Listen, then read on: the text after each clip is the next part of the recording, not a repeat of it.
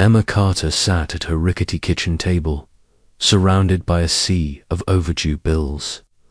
The dim light of a single bulb flickered above, casting shadows over the cramped apartment in downtown Seattle. At 25, Emma's life had become a relentless cycle of dead-end jobs and mounting debt. Her nursing degree, earned with dreams of stability, hadn't shielded her from layoffs at the clinic. Now, with her savings drained and her landlord threatening eviction, desperation gnawed at her. She scrolled through job listings on her cracked phone screen, each one offering meager pay or demanding experience she didn't have. Then, an ad caught her eye on a local classified site. Surrogate needed. Generous compensation. Discreet client. The number listed promised $100,000 upon completion, enough to clear her debts and start over. Emma hesitated, her thumb hovering over the contact button. Surrogacy wasn't something she'd ever considered, but the money was a lifeline. "Am I really doing this?" she muttered, glancing at a photo of her late mother on the counter. Her mother's warm smile seemed to urge her forward. With a deep breath, Emma dialed the number. A smooth, professional voice answered. "Blackwood Enterprises, this is Margaret. How may I assist you?" "Hi, I'm calling about the surrogacy ad," Emma said, her voice shaky. "Is it still available?" "Yes, it is," Margaret replied, her tone brisk. "The client is seeking a healthy woman, aged 20 to 30, for a private arrangement. Are you interested in scheduling an interview?" Emma's heart raced. "What's the process like? And the client, who are they?" "The client prefers discretion," Margaret said. "Details will be provided at the interview. It's a standard surrogacy with IVF, fully funded. Can you come to Blackwood Manor tomorrow at 10 a.m.? Tomorrow?" Emma glanced at her calendar, empty except for a looming rent deadline. "Yes, I can make it." "Excellent. Bring identification and any medical records. The address will be texted to you." Margaret hung up without another word. Emma stared at her phone, a mix of hope and unease swirling in her chest. Blackwood Manor sounded like something out of a Gothic novel, but $100,000 could change everything. She spent the evening researching surrogacy, learning about contracts and IVF, trying to quell her nerves. By morning, she was dressed in her best blazer, a thrift store find, and headed to the Addresser, sprawling estate an hour outside the city. The manor loomed atop a hill, its stone facade framed by dense forest. Emma's beat-up sedan looked out of place in the circular driveway, where a sleek black SUV was parked. She clutched her folder of documents, took a deep breath, and knocked on the heavy oak door. Margaret, a stern woman in her 50s, with a tight bun, greeted her. "Miss Carter, follow me." The interior was opulent, with polished wood floors and chandeliers casting golden light. Margaret led her to a study where a man stood by a window, his back to them. He was tall, broad-shouldered, with dark hair, and an air of quiet intensity. "Mr. Blackwood, Emma Carter is here," Margaret announced before retreating. The man turned, and Emma's breath caught. Lucien Blackwood was striking sharp cheekbones, piercing grey eyes, and a presence that filled the room. He looked about 35, dressed in a tailored suit that spoke of wealth, but his eyes held a shadow of grief.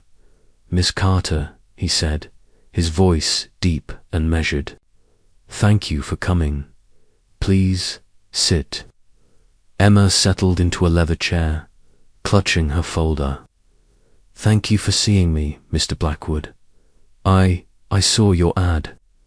Lucien nodded, sitting across from her. "I'll be direct. My wife, Clara, passed away last year. We had her eggs preserved before she died. I'm seeking a surrogate to carry our child. The compensation is substantial because I need someone reliable, discreet, and healthy. Emma's heart softened at the pain in his voice. I'm so sorry about your wife. I can't imagine how hard that must be. Lucien's jaw tightened, but he nodded. It's been difficult. The child would be a piece of her, a legacy. Are you prepared for the responsibilities of surrogacy? I think so, Emma said, meeting his gaze. I've done some research. I'm healthy, I don't smoke, and I'm willing to follow any medical protocols. I need to know what I'm signing up for. Lucien studied her as if weighing her sincerity. The process involves IVF, regular medical checkups, and living arrangements closer to term. You'd be well cared for. Do you have any concerns? Emma hesitated. It's a big decision. I'd need to see the contract, understand the terms, and why me? You don't know me. Lucien's lips curved slightly, not quite a smile. You're here, and you're honest. That's a start.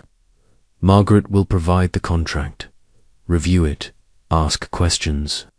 If you agree, we'll move forward with medical screenings. Emma nodded, her mind racing. Okay, I'll look it over. As she left the study, contract in hand, she couldn't shake the feeling that Lucien Blackwood was hiding something. His grief seemed genuine, but there was an intensity in his eyes that felt otherworldly. Chapter 2. Emma spent the next 2 days poring over the contract in her apartment. The document was thorough, outlining everything from dietary restrictions to monthly stipends. It promised $100,000 upon delivery, with additional funds for medical expenses and living costs. The language was formal, almost cold, but nothing seemed unreasonable. Still, Emma couldn't shake her unease. Lucien's wealth and the isolated manner raised questions she couldn't answer.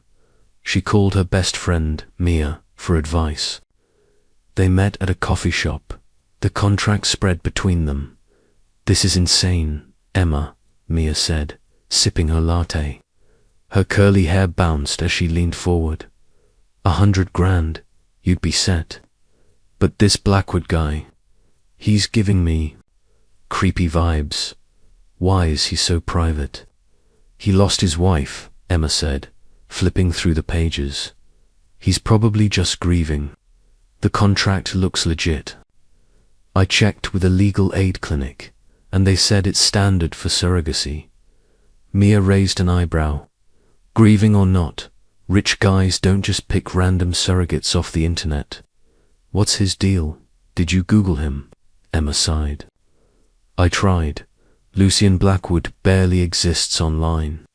Just some business articles about Blackwood Enterprises real estate, investments, nothing specific. No social media, no photos. That's weird, Mia said, narrowing her eyes. You sure you're not walking into some cult? Emma laughed, but it was forced. It's not a cult, he's just private. I need this money, Mia. My landlord's given me a week before he starts eviction. Mia softened.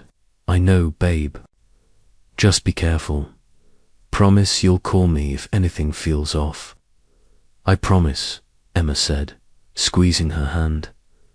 That evening, Emma signed the contract and mailed it back to Margaret. The next morning, her phone buzzed with a text. Report to Blackwood Medical Center tomorrow, 8 a.m. for initial screening. Margaret, the medical center, was a sleek, modern facility on the outskirts of the city. Dr. Evelyn Hart, a kind-faced woman in her 40s with short blonde hair, greeted Emma in the exam room. Miss Carter, I'll be overseeing your medical care, Dr. Hart said, her smile warm but professional. We'll start with blood work, a physical, and an ultrasound to ensure you're ready for IVF. Emma nodded, nervous. How long does the process take? I mean, before, you know. Dr. Hart chuckled. The IVF itself is quick egg transfer, happens in a single procedure. If it takes, you'll know within 2 weeks. Mr. Blackwood has requested frequent check-ins to monitor your health. Does he do that for everyone? Emma asked, pulling on a hospital gown. Dr. Hart's eyes flickered, almost imperceptibly. He's very particular about this pregnancy. It's personal for him. The tests were straightforward, though. Emma felt exposed under the clinical lights. Dr. Hart was thorough, asking about her medical history, diet, and stress levels. As she prepped for the ultrasound, Emma noticed a strange pendant around Dr. Hart's neck, a silver crescent moon. That's a beautiful necklace, Emma said, trying to ease her nerves. Dr. Hart touched it, her smile tightening. Thank you. A gift from a friend. The rest of the appointment passed without incident, but Emma couldn't shake the feeling that Dr. Hart knew more about Lucian than she let on. As she left, a black SUV idled outside, the driver watching her. Emma hurried to her car, her heart pounding. Chapter 3, 2 weeks later. Emma returned to Blackwood Manor to finalize the agreement. Margaret ushered her into the same study, where Lucian waited, a stack of papers on the desk. You've passed. The medical screenings, Lucian said, his tone businesslike. Dr. Hart says you're an excellent candidate. Are you ready to proceed? Emma nodded, her mouth dry. Yes, I signed the contract. What's next? The IVF procedure is scheduled for tomorrow, Lucian said. You'll stay at the medical center overnight. After that, we'll monitor for implantation. If successful, you'll receive your first payment. Emma shifted in her seat. Can I ask, why me? You could have chosen someone with more experience. Or, I don't know, someone less broke. Lucian's gaze softened, just for a moment. You're honest, Emma. You didn't come here with an agenda. And you remind me. He paused, his voice catching. You have a kindness Clara had. Emma's cheeks warmed. I'm sorry for your loss. I hope this helps, in some way. Lucian looked away, his jaw tight. It will.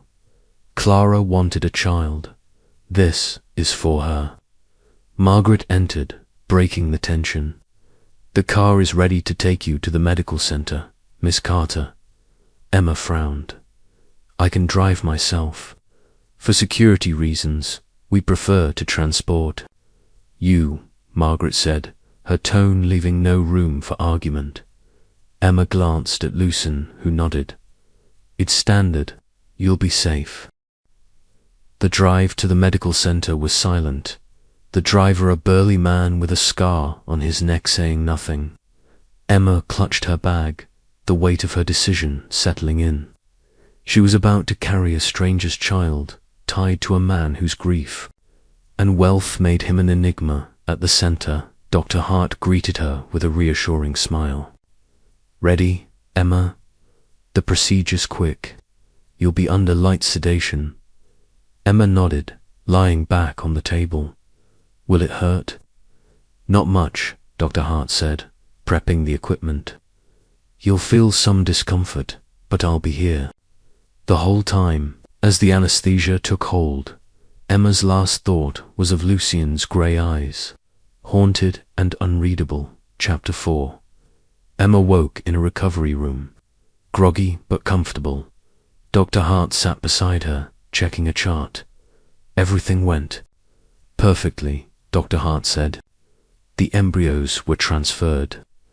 Now we wait to see if they implant. You'll need to rest for a few days. Emma nodded, her head fuzzy. How will I know if it worked?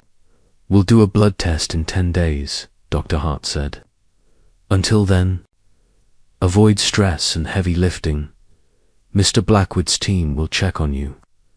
Emma returned to her apartment, feeling oddly detached. The procedure had been clinical, but the reality of carrying a child for Lucien, for Clara, felt monumental. She called Mia to update her. "You're really doing this," Mia said, her voice a mix of awe and worry. "How do you feel?" "Weird," Emma admitted. "Like I'm part of something bigger than me.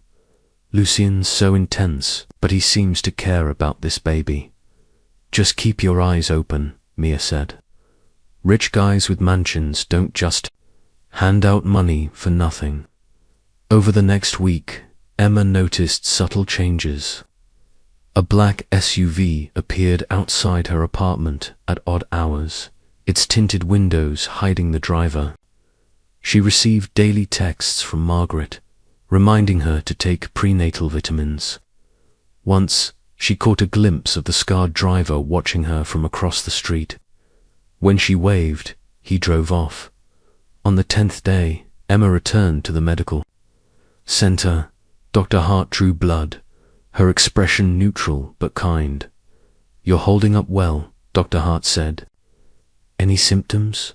Nausea? Fatigue?" "A little tired," Emma said. "But that could just be me worrying." Dr. Hart smiled. "We'll have results soon. Hang in there."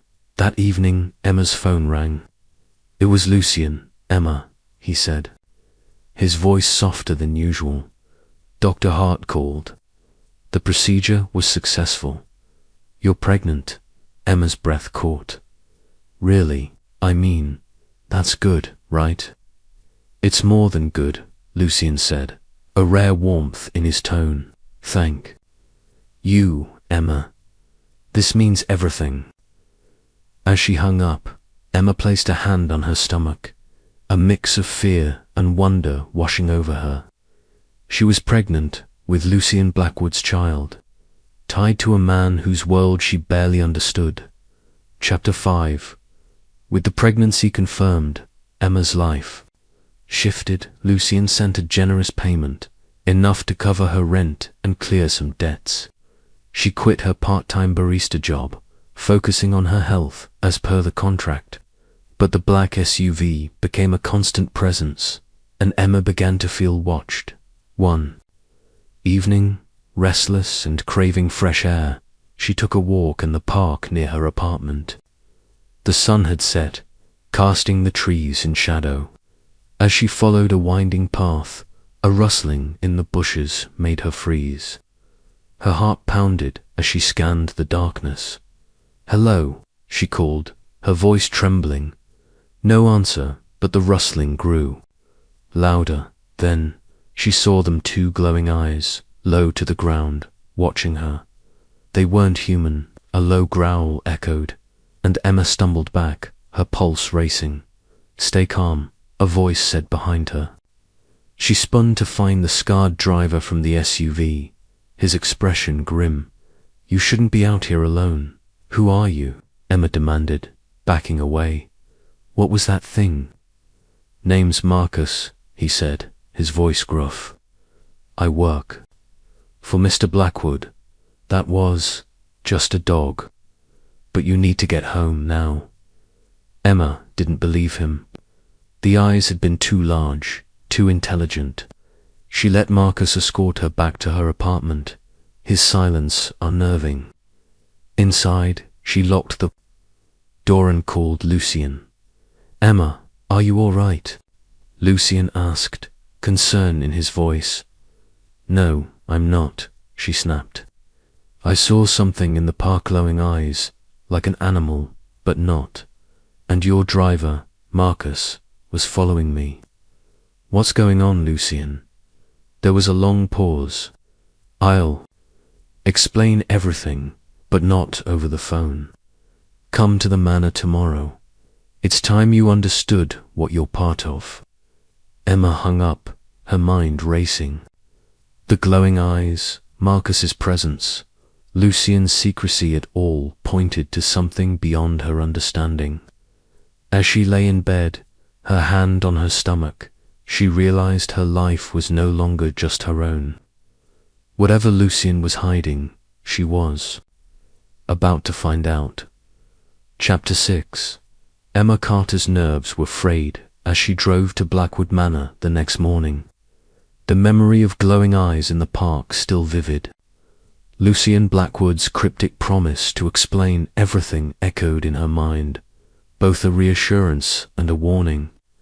The pregnancy, now confirmed, tied her to a man whose world seemed to hold secrets far beyond her understanding. The black SUV, driven by the gruff Marcus, trailed her at a distance, a constant reminder of her new reality. At the manor, Margaret greeted her with her usual clipped efficiency. "Mr. Blackwood is in the library," she said, leading Emma through a maze of opulent halls. The library was vast, its walls lined with leather-bound books and lit by tall windows overlooking the forest. Lucien stood by a fireplace, his grey eyes intense but guarded Emma. "Thank you for coming," Lucien said, gesturing to a plush armchair. "I owe you an explanation." Emma sat, clutching her bag like a shield. "You owe me more than that. I saw something last night. Ties a growl, not a dog like Marcus said. And why am I being followed?" "I deserve the truth, Lucien." Lucien's jaw tightened, and he paced before the fire. "You're right. I've kept things from you, but it was to protect you. What I'm about to tell you will sound impossible, but I need you to listen." Emma's heart raced. "I'm listening." Lucien stopped, meeting her gaze. "I'm not entirely human. I'm a werewolf, an alpha of the Silverfang pack. The child you're carrying is not just Clara's legacy, it's vital to our pack's future." Emma stared, her mind struggling to process his words. "A werewolf, like from movies. You're joking, right?" "I wish I were," Lucien said, his voice low. "Clara was my mate, my partner in every sense. She died from a rare illness, one we couldn't cure. Her child, our child, will carry her bloodline with unique abilities." Emma's hands trembled. "This is crazy. Werewolves aren't real. And Margaret, are they?" "Marcus is one of my pack," Lucien admitted. "Margaret is human, loyal to us. The eyes you saw last night were likely a rogue, a werewolf without a pack, scouting our territory. You're safe here, but your pregnancy makes you a target." "Target?" Emma's voice rose. "Target? You didn't think to tell me this before I got pregnant." "I didn't know how," Lucien said, his tone anguished. "I thought I could keep you separate from this world, but that was naive. You're part of this now, and I'll protect you, I swear it." Emma stood, anger flaring. "You lied to me. You let me think this was just a job, but I'm carrying a werewolf baby and being stalked by monsters. How am I trust you?" Lucien's eyes softened. "You can trust me because I have everything to lose. This child is my last connection to Clara.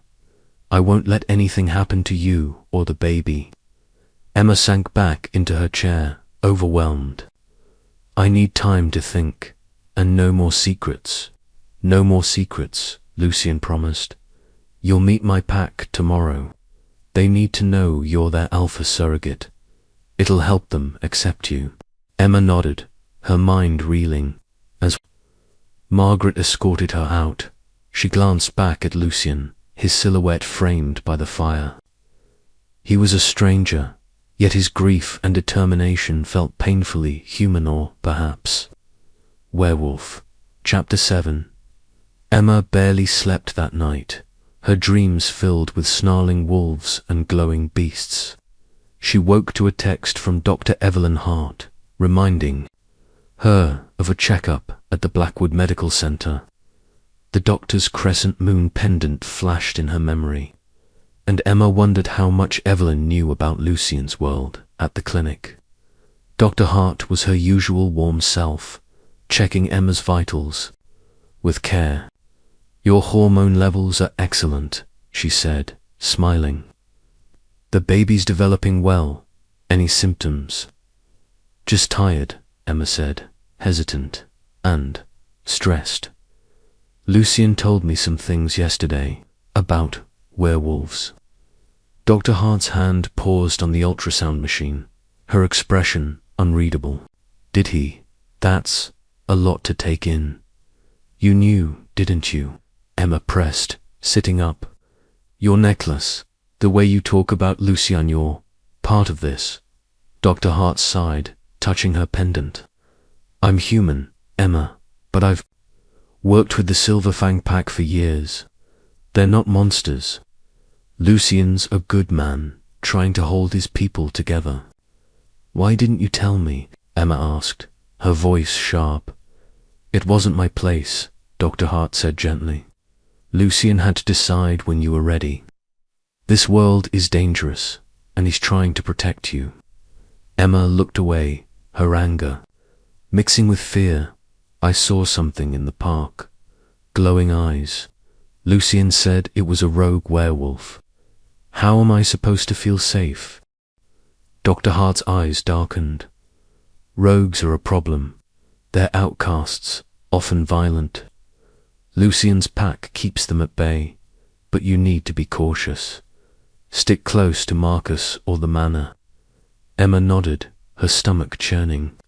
As she left the clinic, Marcus waited by the SUV, his scarred face impassive, ready to go. He grunted. "Yeah," Emma said, climbing in. "Lucian said, I'm meeting the pack tomorrow. What are they like?" Marcus glanced at her in the rearview mirror. "Loyal, mostly. Some won't like a human carrying the Alpha's kid. Celine, our beta, she's tough but fair. Just don't show fear." Emma swallowed, staring out the window as the city gave way to forest. That night, she double-checked her locks, the memory of glowing eyes haunting her. As she drifted to sleep, a distant howl pierced the silence, making her jolt upright. She peered out her window but saw only darkness. Chapter 8. The next morning, Emma arrived at Blackwood Manor, her nerves taut.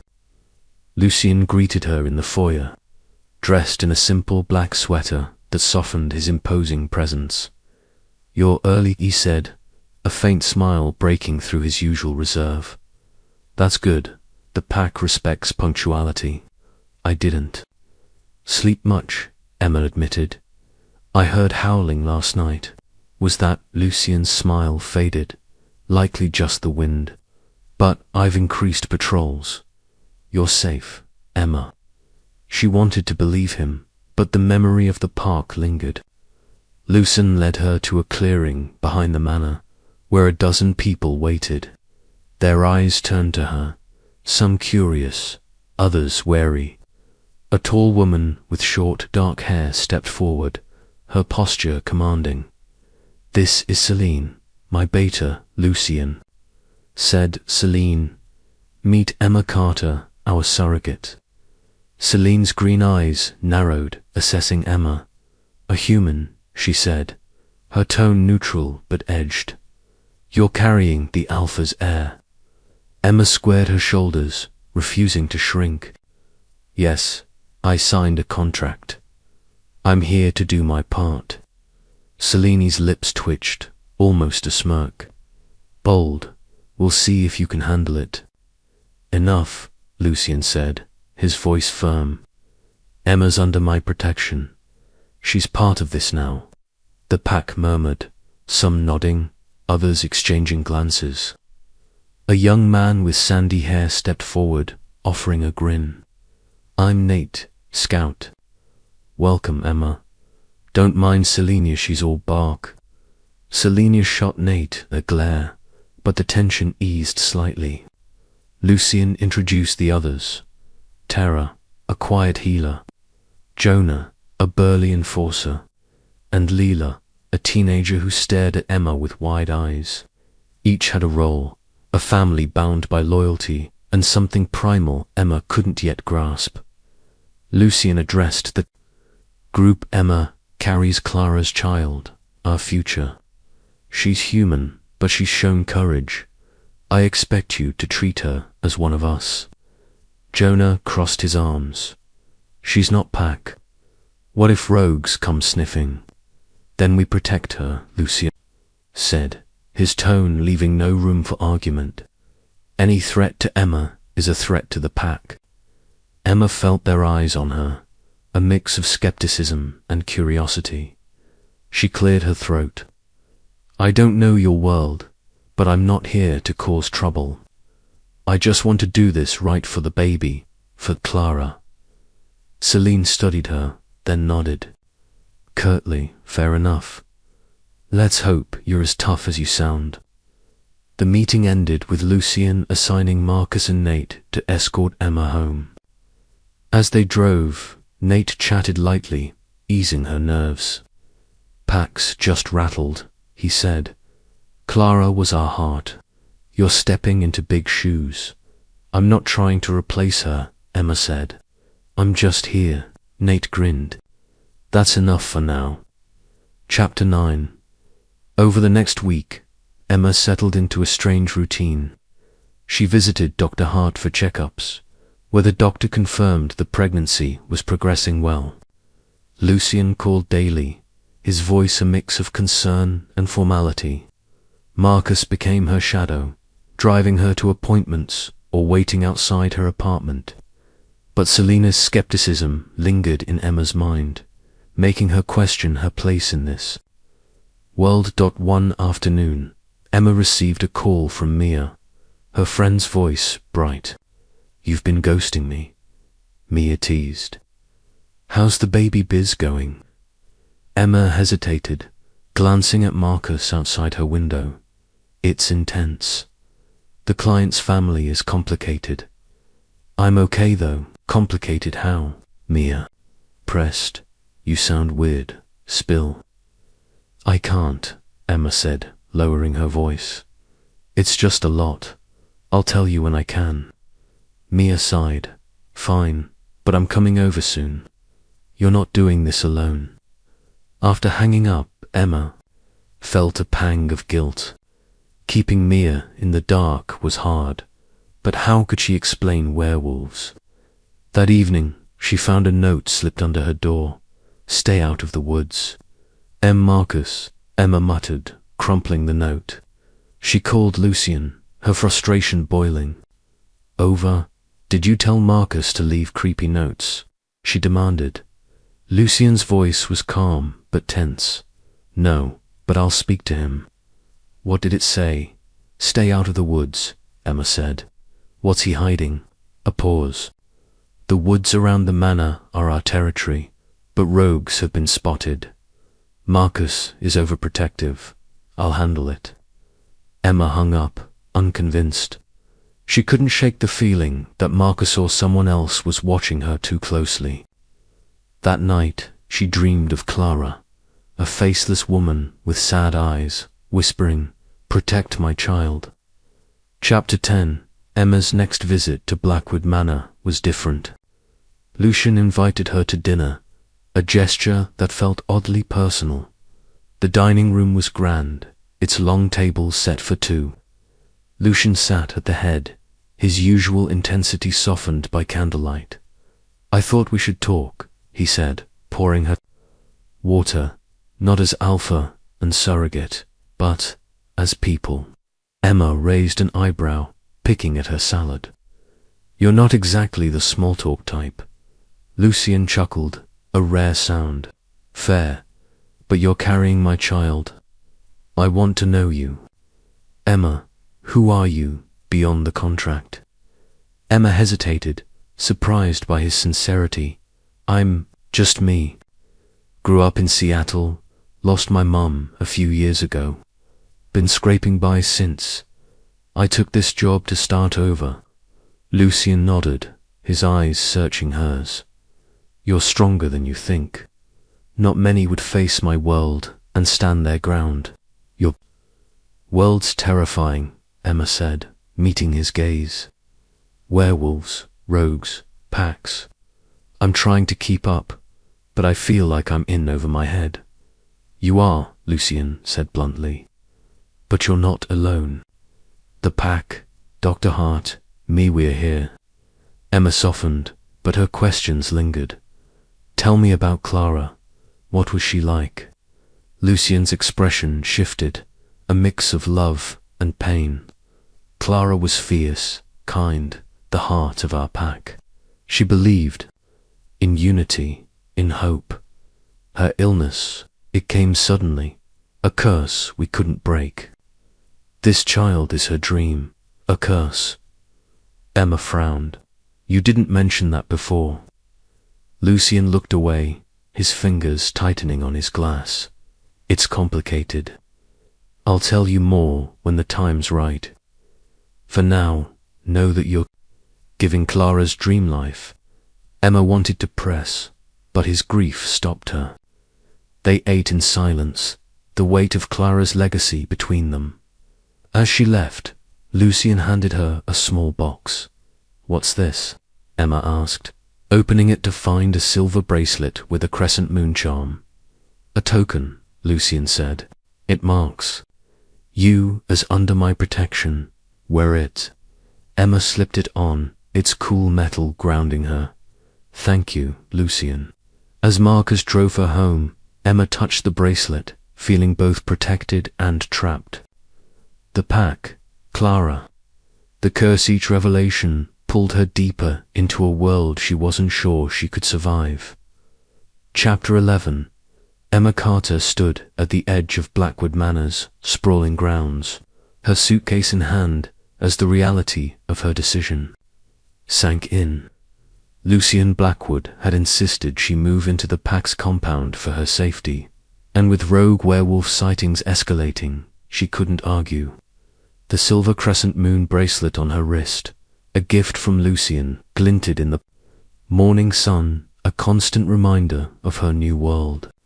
Her pregnancy, now in its early second trimester, made her feel both vulnerable and fiercely protective, and the idea of living among werewolves was daunting. Marcus, the scarred driver, carried her bags to a guest cottage behind the manor. His usual gruff demeanor softened slightly. You'll be safe here, he said, setting her suitcase inside. Patrols run round the clock. Thanks, Marcus, Emma said, her voice steadier than she felt. Is Lucien around? He's meeting with Celine, Marcus replied, his eyes scanning the trees. They'll come by later. Settle in. The cottage was cozy, with wood-panelled walls, a small kitchen, and a bedroom overlooking the forest. Emma unpacked slowly, her mind racing. She hadn't told Mia about the move, unsure how to explain living on a werewolf compound without sounding insane. As she hung her clothes, a knock startled her. Emma. Lucien's deep voice called. He stood in the doorway, dressed in a dark jacket, his grey eyes searching hers. Celine, the pack's beta, stood beside him, her expression unreadable. Hey, Emma said, smoothing her shirt nervously. This place is nice. Thanks for everything. It's the least I can do, Lucien said, stepping inside. You're carrying our future. I want you comfortable. Celine crossed her arms, her green eyes sharp. Comfortable's one thing, fitting in's another. You ready to live with wolves, human? Emma met her gaze, refusing to flinch. I'm here, aren't I? I'll learn your rules, but I'm not here to cause trouble. Celine's lips twitched, almost a smile. Good, we don't need drama. Lucien shot Celine a warning look.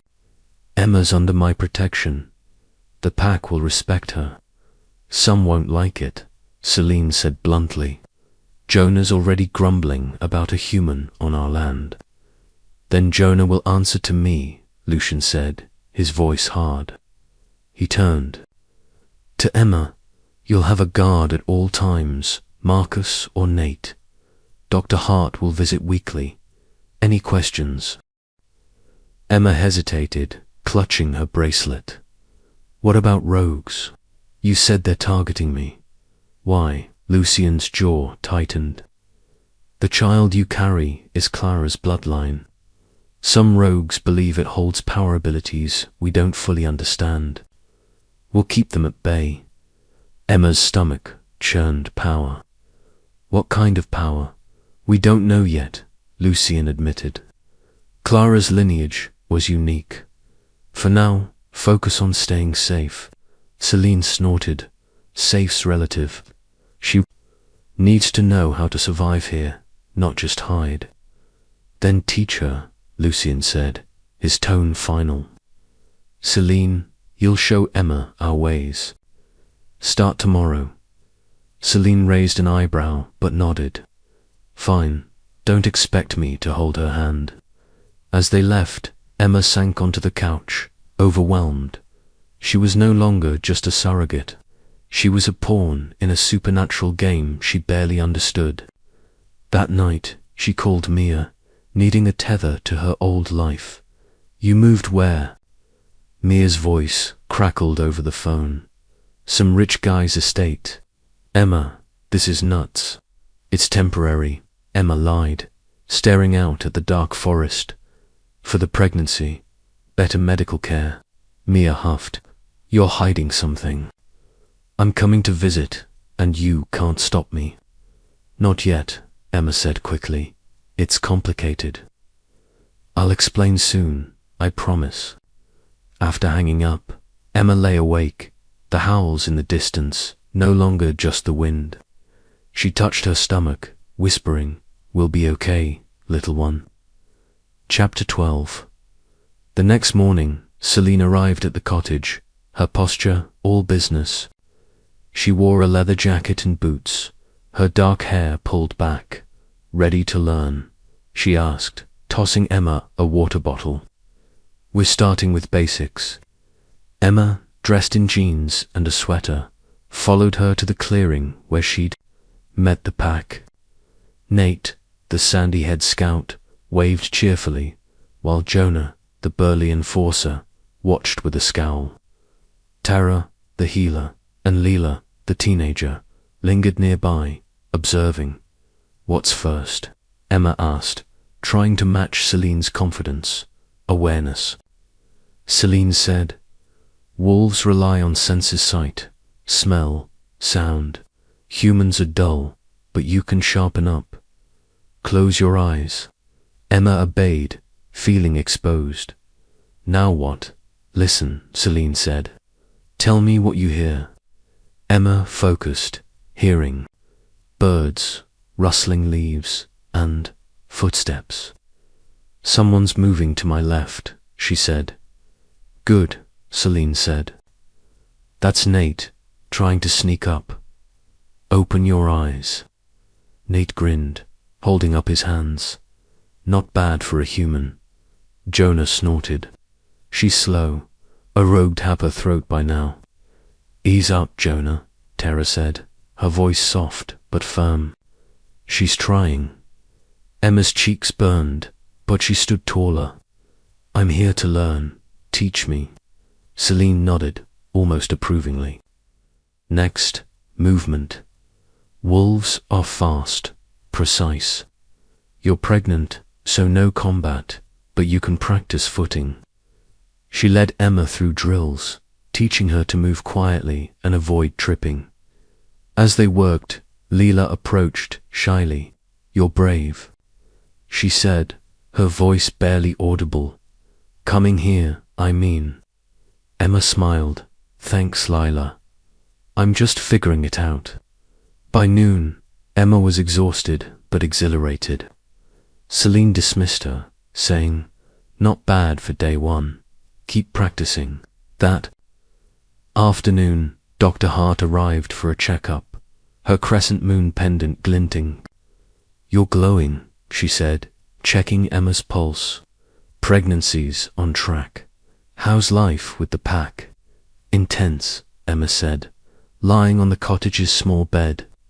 Celine is tough, but I think she's starting to tolerate me. Dr. Hart chuckled. Celine is loyal to Lucien. Give her time. Any concerns? Emma hesitated. Lucien mentioned the baby might have powers. Should I be worried? Dr. Hart's smile faded slightly. It's too early to know. Clara's bloodline was special, but we'll monitor closely. Focus on staying healthy. As Dr. Hart left, Emma felt a pang of unease. Clara's legacy loomed larger every day, and she couldn't shake the feeling that the pack expected more from her than she could give. Chapter 13.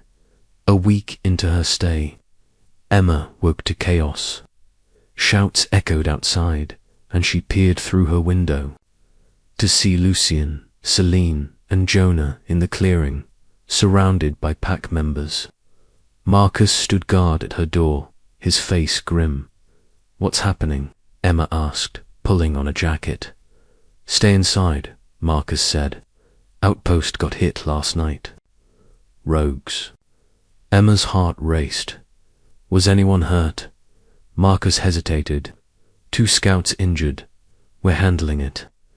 Against his advice, Emma slipped outside, drawn to the clearing. Lucien's voice carried, sharp and commanding. Damien's behind.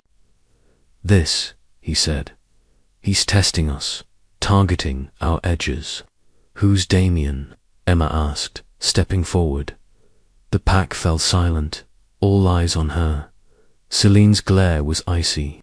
You shouldn't be here.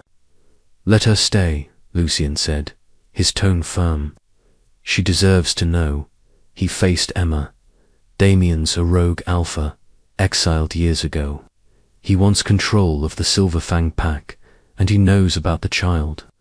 Emma's hand went to her stomach. Why does he care about the baby? Power, Celine said, stepping closer.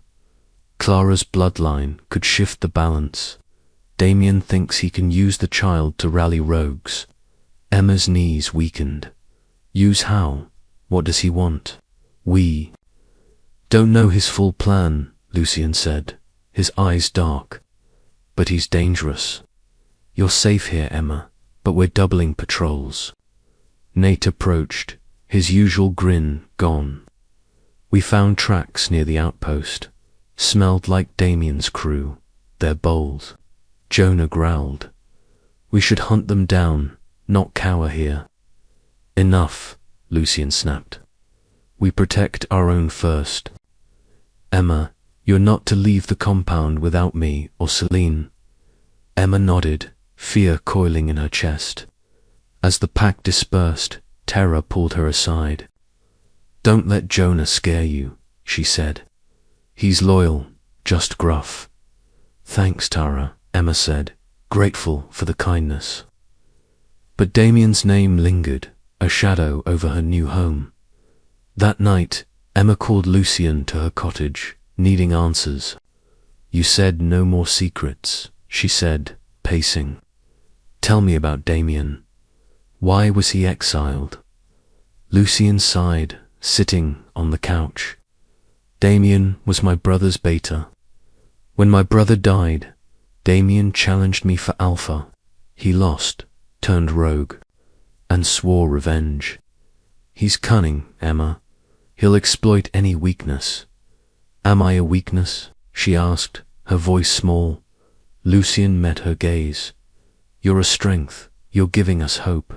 Don't doubt that. Emma wanted to believe him, but the howls outside felt closer than ever. Chapter 14. The next day. Emma found herself restless, the cottage feeling like a cage. Celine was busy with patrols, so Emma wandered the manor, hoping to clear her mind. In a dusty attic, she discovered a trunk marked with a crescent moon, identical to her bracelet. Curiosity won out, and she opened it, finding a leather-bound journal. The first page read, Clara Blackwood, 2022. Emma's heart skipped. She glanced at the door, then sat cross-legged, reading. Clara's entries were vivid, detailing packed life, her love for Lucien, and her dreams of a child. But darker notes emerged. The illness came fast. Fever, weakness, like my soul's draining. I fear it's not natural. The final entry chilled Emma. If I don't survive, protect our child. The curse must end. Emma closed the journal, her hands trembling. A curse. Lucien had mentioned it vaguely, but Clara's words made it real. She tucked the journal under her sweater and hurried to find Lucien, who was in his study with Celine. Emma, what's wrong? Lucien asked, rising as she burst in. She held up the journal. I found this. Clara wrote about a curse, an illness. You need to tell me everything. Selena's eyes narrowed. You went through her things. It was in the attic, Emma said defensively. I'm carrying her child. I have a right to know. Lucien took the journal, his face pale. You're right. Sit. Emma sat, her pulse racing. Lucien paced. The journal in hand. Clara's illness wasn't natural, he said.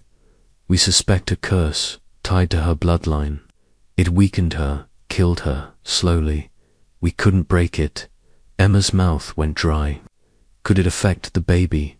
We don't know, Lucien said, his voice strained. Dr. Hart's researching, but curses are old magic. Clara believed the child could end it.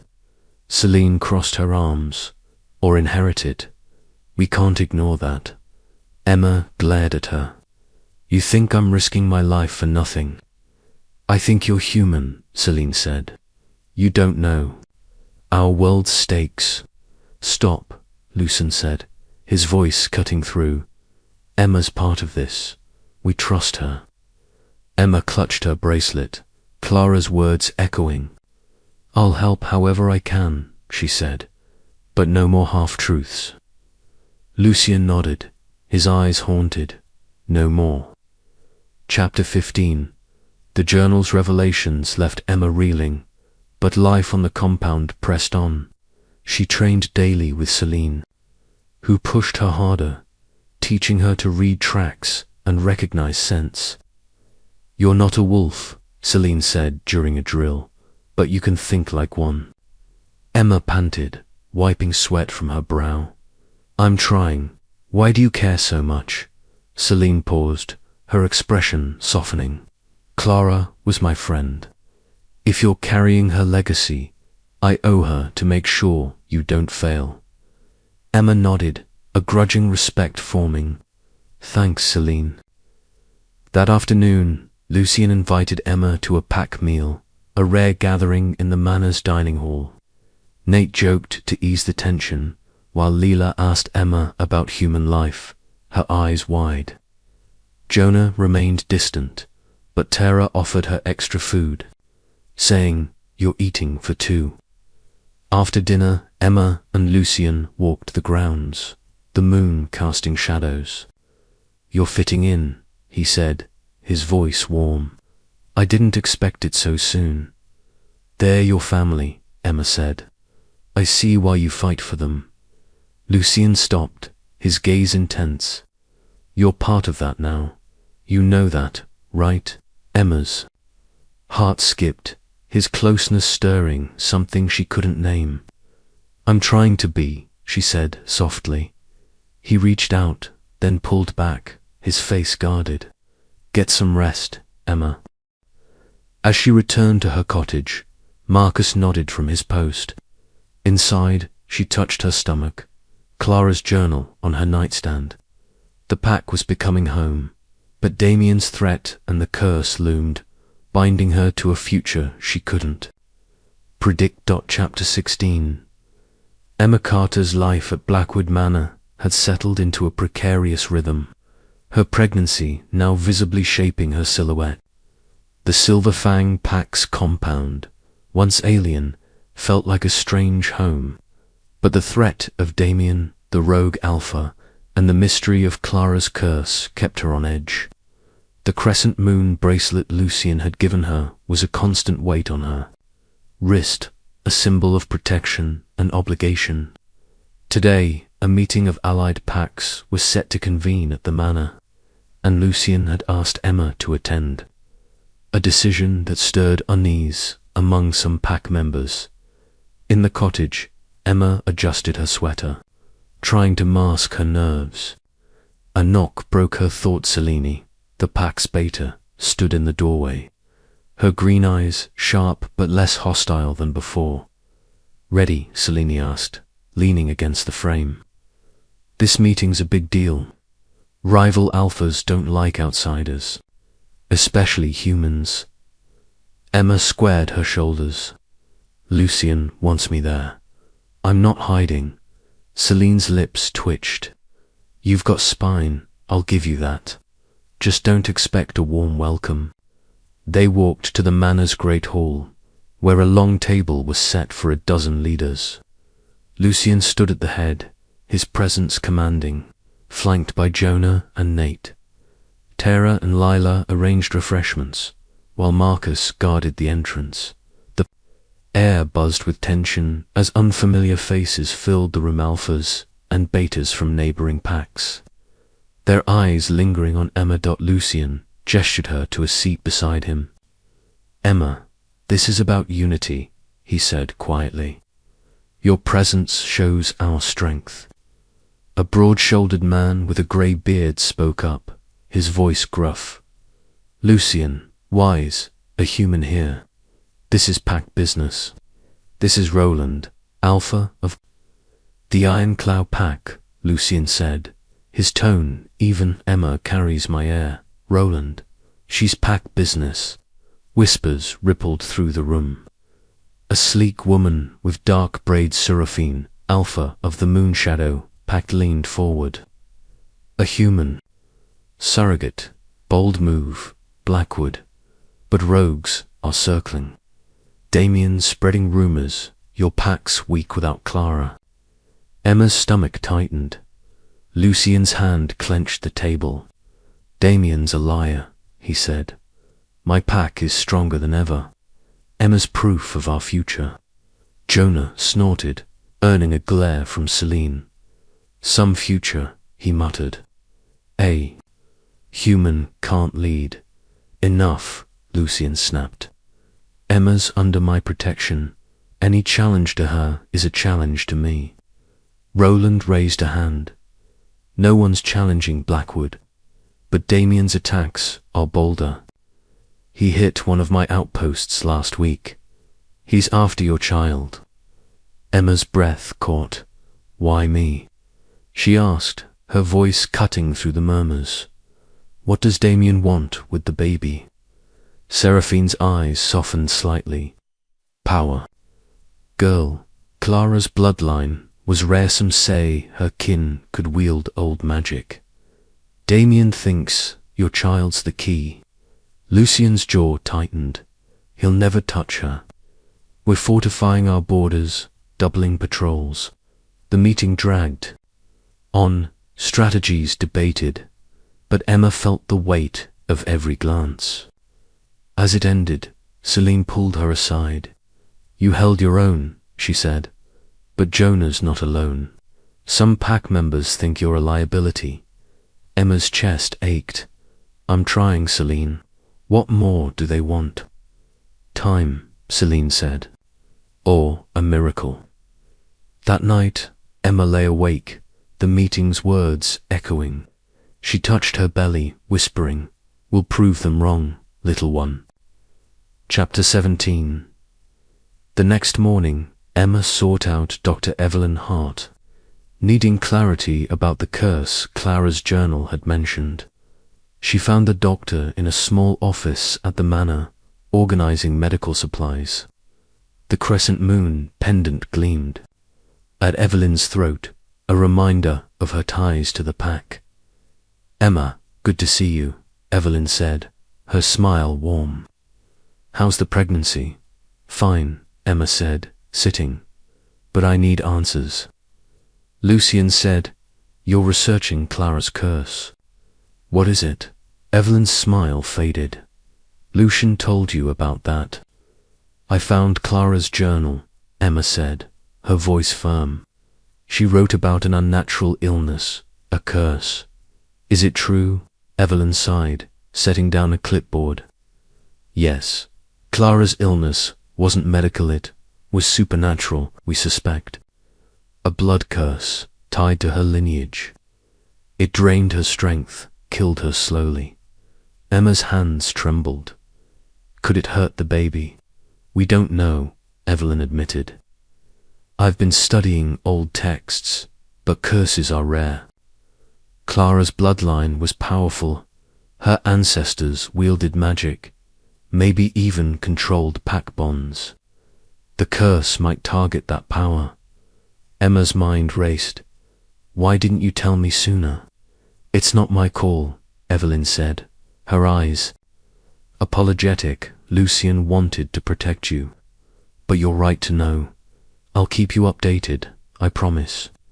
Emma nodded, but distrust lingered. "What about Damien? Does he know about the curse?" Evelyn's expression darkened. "Possibly. Rogues talk. If he thinks the child's cursed or powerful, he'll stop at nothing." As Emma left, she bumped into Nate, who was carrying a stack of firewood. "Whoa, you look spooked," he said, grinning. "Everything okay?" "Not really," Emma said, forcing a smile. "Just learning more about Clara." Nate's grin faded.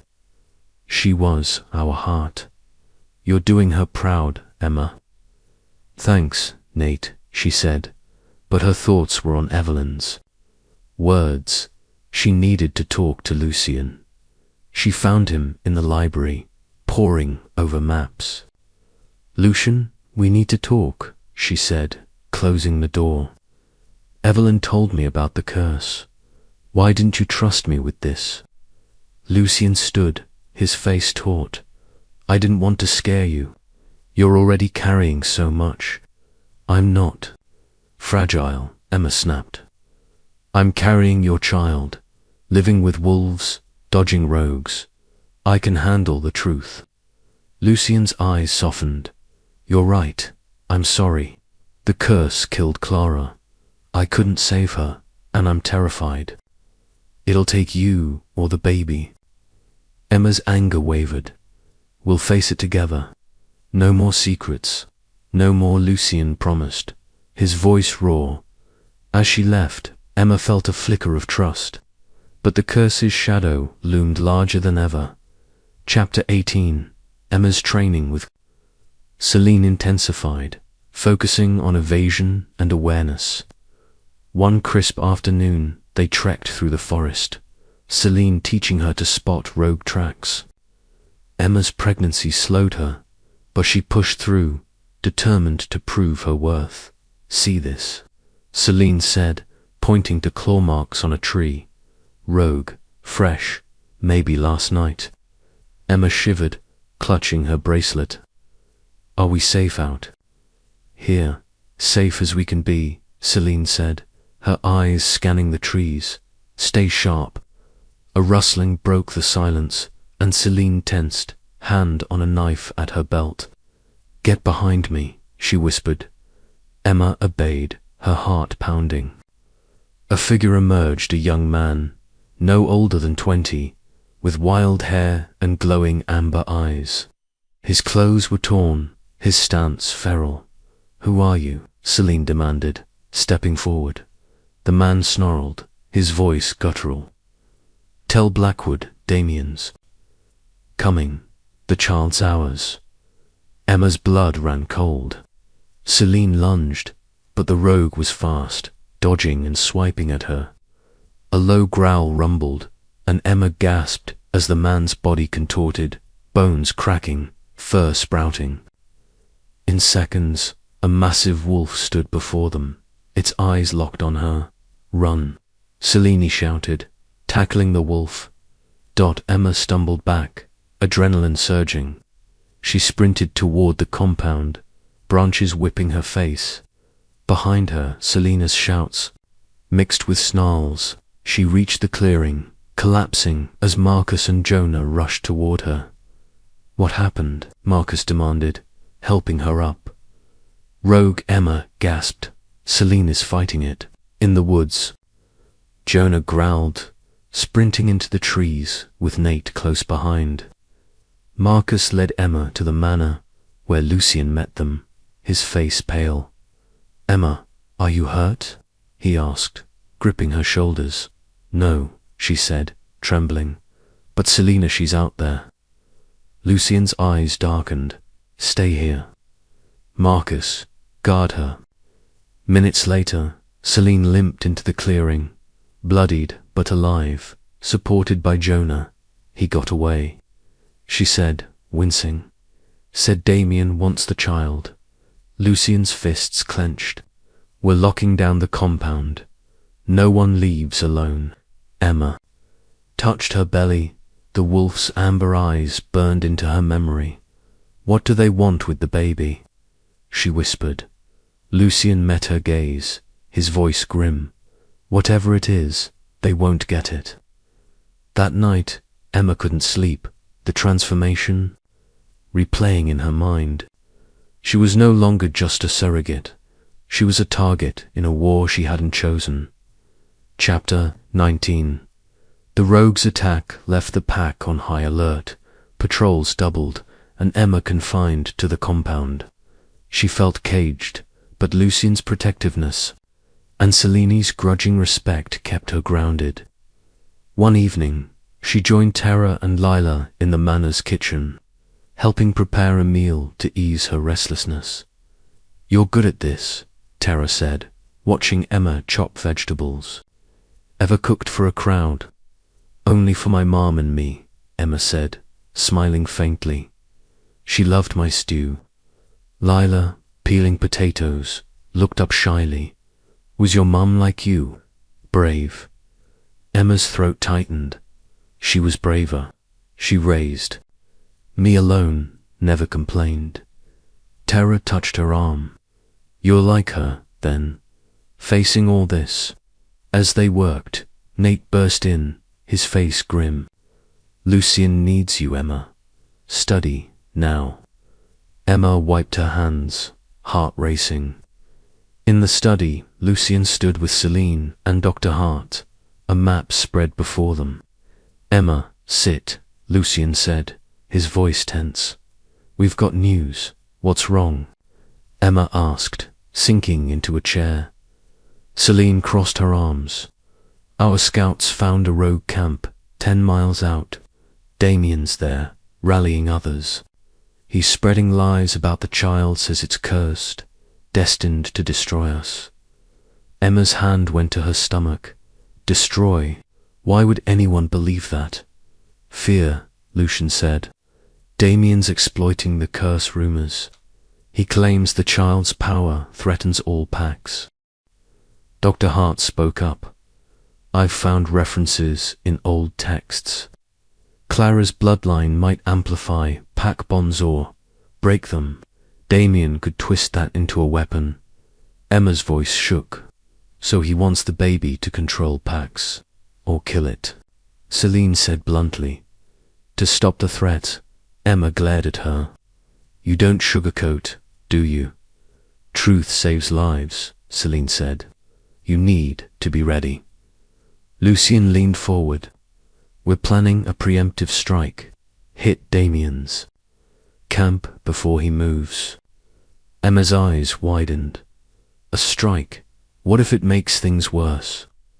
"It's a risk," Lucien admitted, "but waiting's riskier." "You're safe here, Emma, I promise." She nodded, but fear gnawed at her.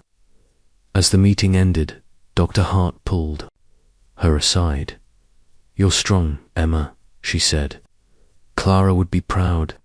"Thanks, Evelyn," Emma said. But the weight of Clara's legacy felt heavier than ever. Chapter 20. The next day. Emma woke to a quiet compound. The strike team, Selene, Jonah, and others, already gone.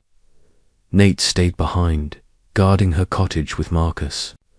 Restless, Emma wandered to the manor's library, seeking distraction in Clara's journal. A new entry caught her eye. Lucien blames himself for my pain. He mustn't. The curse is older than us. If our child lives, it could heal what's broken. Emma's heart ached, Clara's love for Lucien palpable. She closed the journal, tears prickling. A crash outside jolted her. She rushed to the window, seeing Nate grappling with a rogue wolf in the clearing. Marcus roared, shifting into a massive grey wolf, joining the fight. Emma's pulse raced. She was alone, unprotected. She grabbed a fire poker, heart pounding, and crept to the door. A low growl stopped her. Another rogue, human but feral, stood inside. His amber eyes locked on her. Damien sends regards, he snarled, lunging. Emma swung the poker, catching his arm. He howled, but kept coming. She screamed, backing into a shelf. A blur tackled. The rogue Leela, her small frame shifting mid-air into a wiry wolf. The rogue fled, Leela in pursuit. Nate burst in, bloodied but human. "Emma, you okay?" "Why, yeah," she gasped, dropping the poker. "Leelashi saved me." Nate's face softened. Kid's got heart. Marcus returned, human again, his clothes torn. "They're gone," he said. "Damien's testing us." When Lucien's team returned that evening, Emma ran to him, relief flooding her. "You're back," she said, her voice breaking. Lucien gripped her shoulders, his eyes fierce. "What happened?" Nate said, "Rogues got in." "They did," Emma said, trembling. "Lila stopped one, I thought." Lucien pulled her close, his warmth grounding her. "I'm here, I'm sorry." Celine approached, her arm bandaged. Strike failed. Damien's camp was empty. He's playing us. Emma pulled back, meeting Lucien's gaze. He got too close. "Today, what's next?" Lucien's face hardened. "We hunt him. No more running." As the pack regrouped, Emma touched her belly, Lila's bravery and Lucien's embrace lingering. She was no longer just surviving. She was fighting for her place in this world. Chapter 21.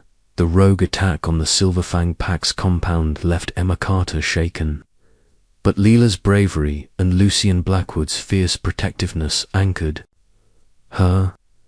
Now, in her second trimester, Emma's pregnancy was a constant reminder of her role in a world of werewolves, curses, and rogue threats led by the exiled alpha, Damien. The crescent moon bracelet on her wrist felt heavier each day, a symbol of her bond to the pack and the dangers tied to Clara's child.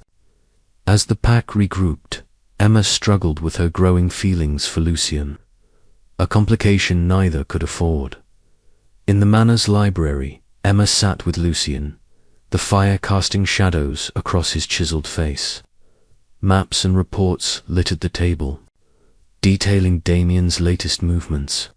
Celine, Marcus, and Nate were on patrol, while Jonah and Tara tended to the injured. Leela lingered nearby, her confidence boosted since saving Emma. "We can't keep reacting," Lucien said, his voice tight. "Damien's taunting us, hitting where we're weak." Emma leaned forward, her hand on her belly. "He got inside the compound, Lucien. What's stopping him from trying again?" Lucien's grey eyes met hers, a flicker of guilt in them. "Nothing, if we don't act. I'm sending scouts to track his camp. We end this before he gets closer." Emma hesitated, Clara's journal fresh in her mind. What about the curse? Clara thought the child could break it. Could Damien know? That Lucien's jaw clenched. He might. Clara's bloodline was whispered about among rogues. If he thinks the child can control pack bonds, he'll do anything to claim it. Emma's heart raced. Control packs. How old magic, Lucien said, his voice low. Clara's ancestors could strengthen or sever pack ties. If the child inherits that, it's a weapon. Emma touched her bracelet, overwhelmed. I didn't sign up for this. I thought I was just helping you. Lucien reached across the table, his hand brushing hers. You're doing more than that, Emma. You're giving us hope. The touch sent a jolt through her, and their eyes locked. For a moment, the world narrowed to just them. Emma's breath hitched, and Lucien's fingers lingered, warm and steady. Then he pulled back, his face guarded. I shouldn't. He started, standing abruptly. You need rest. We'll talk tomorrow. Emma's cheeks burned, her heart pounding. Lucien wait, but he was gone, the door closing softly behind him. Lila, who'd been pretending to read, glanced up. He likes you, she said, her voice shy but certain. Emma forced a smile. It's complicated, Lila. He's your alpha, and I'm just the surrogate. Lila shrugged. Doesn't look like just to me. That night, Emma lay awake in her cottage, Lucien's touch replaying in her mind. She couldn't afford feelings, not with Damien's threat, the curse, and Clara's shadow looming. But the spark between them was undeniable, and it terrified her. Chapter 22. The next morning, Emma sought out Dr. Evelyn Hart, needing answers about the curse. She found the doctor in the manor's small clinic, sorting through ancient texts. The crescent moon pendant at Evelyn's throat gleamed, a quiet link to the pack's secrets. Emma, you're early, Evelyn said, her smile warm but tired. How's the baby? Active, Emma said, rubbing her belly. But I'm here about Clara's curse. You said it's tied to her bloodline. I need to know more. Evelyn set down a book, her expression grave. I've been Pack law. The curse likely originated centuries ago, targeting Clara's ancestors for their magic. It manifests as a wasting illness, draining life force. Emma's throat tightened. Could it affect me, or the baby? You're human, so you're likely safe, Evelyn said. But the child, if it inherits Clara's bloodline, it could be vulnerable. Or it might have the power to break the curse, like Clara hoped. Emma's hands trembled. How do we break it? Evelyn hesitated. The texts mention a ritual, but it's dangerous blood magic, requiring a sacrifice. We don't know specifics yet. Sacrifice. Emma's voice rose. Like what? Not a life, Evelyn said quickly. Maybe energy, a bond, something symbolic. I'm still researching. Emma nodded, but fear gnawed at her. Does Lucien know this? He does, Evelyn said. He's been pushing me to find answers. He's terrified of losing you, like he lost Clara. Emma's heart ached, Lucien's guilt weighing on her. Keep me posted, Evelyn. I need to know everything. As she left, she bumped into Tara, who was carrying a basket of herbs. You look worried, Tara said, her voice gentle. Want to help me dry these? Clears the mind. Emma smiled, grateful for the distraction. In the kitchen, they worked side by side, Tara's calm presence soothing. Clara loved herbs, Tara said. She'd make teas for the pack, always smiling. Emma glanced at her. You miss her, every day, Tara said. But you're here now, carrying her dream. That means something. Emma's eyes stung. I hope I'm enough. Tara squeezed her hand. You are. That afternoon, Emma joined Celine for training, her mind still on the curse. Celine noticed Her distraction. Focus, Emma, she said, tossing her a stick to practice blocking. What's eating you? The curse, Emma admitted, parrying. Evelyn says it might need a sacrifice. What if it's too much? Selina's eyes softened. Clara faced it head on. You will too. You're tougher than you look. Emma managed a smile. Coming from you, that's a compliment. As they trained, Emma felt a flicker of strength, but the curse's shadow clung to her. Chapter 23. The pack's tension grew as Damien's rogues struck allied outposts, sowing distrust among the packs. Emma's training with Celine had sharpened her instincts, but her pregnancy limited her, and Jonah's grumbling about her presence stung. One morning, she overheard him in the clearing, arguing with Nate. She's a liability, Jonah growled. A human can't protect the air. We're babysitting her while Damien circles. She's trying, Nate shot back. You saw her swing that poker. Give her a chance. Emma's cheeks burned, and she stepped forward. If you've got a problem, Jonah, say it to my face. Jonah turned, his bulk intimidating. You don't belong here, human. You're putting us at risk. Emma stood her ground, her voice steady. I'm carrying Lucien's child. I'm part of this, whether you like it or not. Jonah sneered. You're no Clara. Enough.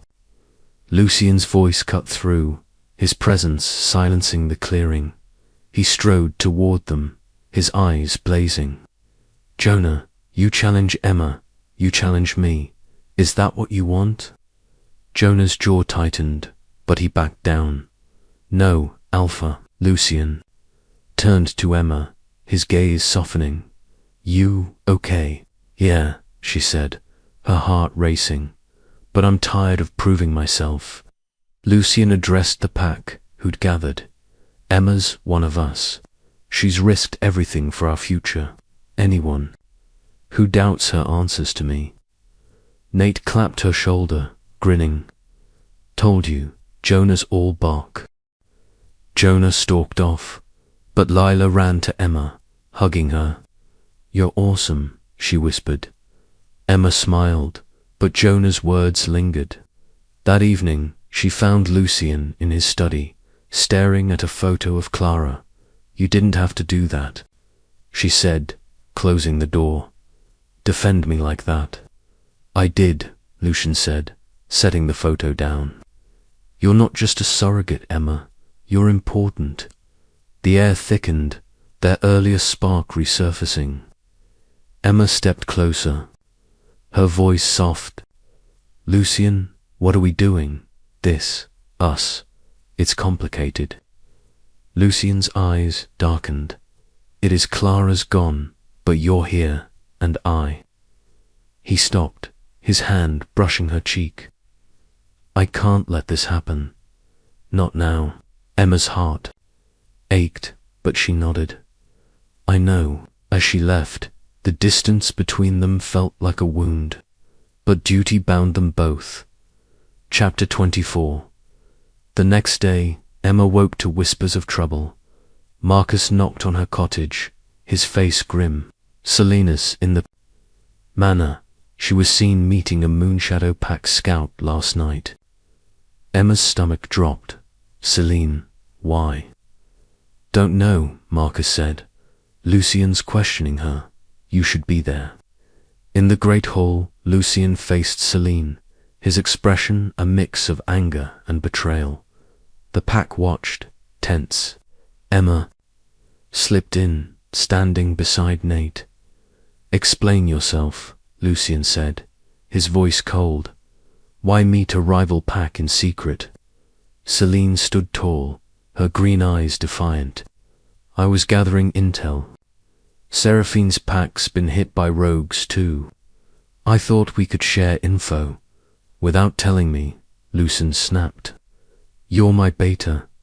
Selina's voice softened. I didn't want to burden you. You're stretched thin, Lucien. with Damien and her. Her eyes flicked to Emma. Emma stiffened. Don't put this on me. I'm not the one sneaking around. Celine glared. You're human. You don't get how much we're risking for you. Enough, Lucien said. Celine, you're confined to the compound until I decide otherwise. We trust each other, or we fall. Celine nodded, her face tight, and left. Emma followed Lucien to his study, needing clarity. Do you trust her? She asked, closing the door. Lucien sighed, rubbing his temples. I have too. She's loyal, but she's protective of the pack. Your presence challenges that. Emma's chest ached. I'm not trying to divide you. I know, Lucien said, meeting her gaze. But you're changing us, Emma, for better or worse. That afternoon, Emma visited Celine in her quarters, determined to bridge the gap. I'm not your enemy, she said, standing in the doorway. I want to understand. Celine looked up, her expression weary.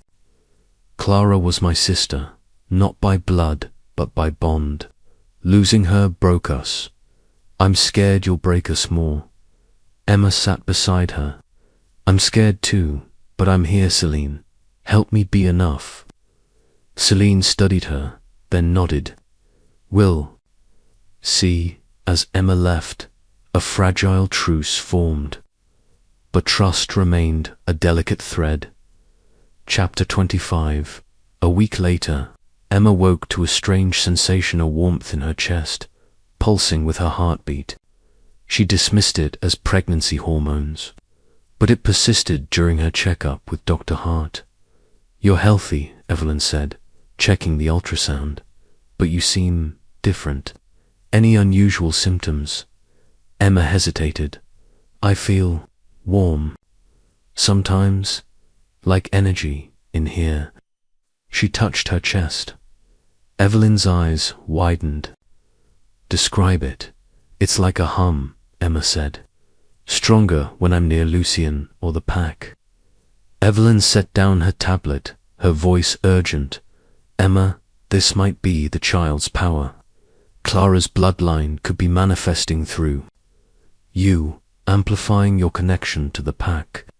Emma's mouth went dry. Through me, I'm human. You're carrying a unique child, Evelyn said. It might be using you as a conduit.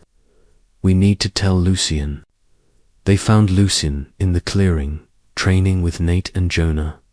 Emma explained the sensation, her voice trembling. Evelyn thinks it's the baby's power. Lucien's face paled. Clara felt something similar before her illness worsened. Evelyn, what does this mean? It's early, Evelyn said. The child might be strengthening pack bonds, like Clara's ancestors, but it could draw rogues, like Damien. Jonah crossed his arms. Great, now she's a beacon for trouble. Nate elbowed him. She's also our hope, bonehead. Lucien stepped closer to Emma, his voice low. Are you okay with this? No, Emma admitted, but I'm in it now. What do? We protect you, Lucien said, his eyes fierce. And we find that ritual to break the curse. As the pack dispersed, Emma felt the warmth pulse again, stronger. Lila ran up, her eyes wide. I felt something, she said, like you were, calling us. Emma's heart raced. The child wasn't just Clara's legacy, was changing her, binding her to the pack in ways she couldn't predict. As she walked back to her cottage, Marcus at her side, she knew Damien's threat was closer than ever. Chapter 26. Emma Carter's pregnancy had reached its third trimester. Her body a constant reminder of the child she carried, a child tied to Clara. Blackwood's legacy and a mysterious curse. The strange warmth in her chest, pulsing in sync with the Silver Fang pack, had grown stronger, confirming Dr. Evelyn Hart's theory that the baby was amplifying pack bonds. But with Damien's rogue attacks intensifying, the compound felt like a fortress under siege. Emma's crescent moon bracelet, a gift from Lucien, was both a comfort and a weight, tethering her to a world of werewolves and danger in the manor's library. Emma sat with Dr. Hart, surrounded by ancient texts. The doctor's crescent moon pendant gleamed as she pored over a brittle tome, her brow furrowed. Lucien stood nearby, his grey eyes scanning the pages, while Celine leaned against a bookshelf, her arms crossed. "Anything new?" Emma asked, her voice tight. "This warmth, it's getting stronger. I need to know what's happening." Evelyn looked up, her expression cautious. "I've found a reference to the curse. It's called the Blood Wither, tied to Clara's bloodline. It targets those with the power to bind or break pack bonds, draining their life force." Emma's hand rested on her belly. "So the baby could have that power and the curse?" "Possibly," Evelyn said. "But there's hope. The texts mention a ritual to break the Blood Wither, using the child's power as a conduit. It requires a pack's unity and a sacrifice, not a life, but something significant, like a bond or energy." Lucien's jaw tightened. "What kind of bond?" Evelyn hesitated. "It's unclear. Could be an alpha's authority, a pack's loyalty, or a personal connection. The ritual's risky, but it could save the child." Celine snorted. "Risky? We're fighting rogues, and now we're gambling with magic." Emma glared at her. "If it saves the baby, I'm in." "What do we need?" "A full moon," Evelyn said. "And the pack's full commitment. The child's power is already linking you to us, Emma. You'd be the anchor." Lucien stepped closer, his voice low. "Emma, this is dangerous." "I won't let you. I'm not asking permission," Emma interrupted, meeting his gaze. "This is my choice. Clara believed in this child. So do I." Selina's eyes softened, a rare sign of respect. "You're stubborn, human. I'll give you that." Lucien sighed, his hand brushing Emma's shoulder. "We'll prepare, but you're not doing this alone." As they left, Emma caught Tara's eye in the hall. The healer approached, her voice gentle. "You're brave, Emma. Clara would have liked you." "Thanks, Tara," Emma said, her heart heavy. "I hope I'm doing this right." That evening, Emma called Mia, needing her friend's voice. "I'm in deep, Mia," she admitted, keeping her tone vague. "This job's more than I expected." Mia's voice was sharp. "You sound scared. What's going on?" "I'm driving up there tomorrow." "No," Emma said, then softened. "It's not safe yet. I'll explain soon, I promise." Hanging up, Emma touched her belly, the warmth pulsing stronger. The ritual loomed, but so did Damien's threat. Chapter 27. The next morning, the compound buzzed with urgency. Scouts reported a rogue attack on a nearby outpost, leaving 2 wolves dead. Lucien gathered the pack in the clearing, his face grim. Emma stood beside Nate, her heart pounding as Jonah and Marcus flanked Lucien, while Lila watched from the sidelines, her eyes wide. "Damien's escalating," Lucien said, his voice carrying. "He's demanding we hand over Emma and the child, or he'll burn our territory to the ground." Emma's breath caught. "He wants me." Celine nodded, her expression dark. "One of our scouts was taken. He left a message carved into a tree. Give me the air, or the pack falls." Nate clenched his fists. "He's bluffing. We can take him," Jonah growled. "Bluffing? He killed 2 of ours. We should have hunted him months ago." "Stop," Lucien said, his tone sharp. "We don't negotiate with rogues. but we need to act fast. Emma stepped forward, her voice steady despite her fear. What if we use me as bait? Draw him out. The pack fell silent, all eyes on her. Lucy's face hardened. Absolutely not. You're too valuable. I'm already a target, Emma said, her hand on her belly. If we can lure Damien, you can end this. Celine raised an eyebrow. Crazy, but it could work. We'd need a tight plan. No, Lucien snapped. I won't risk you or the child. Emma met his gaze, her voice firm. You're not risking me. I'm choosing this.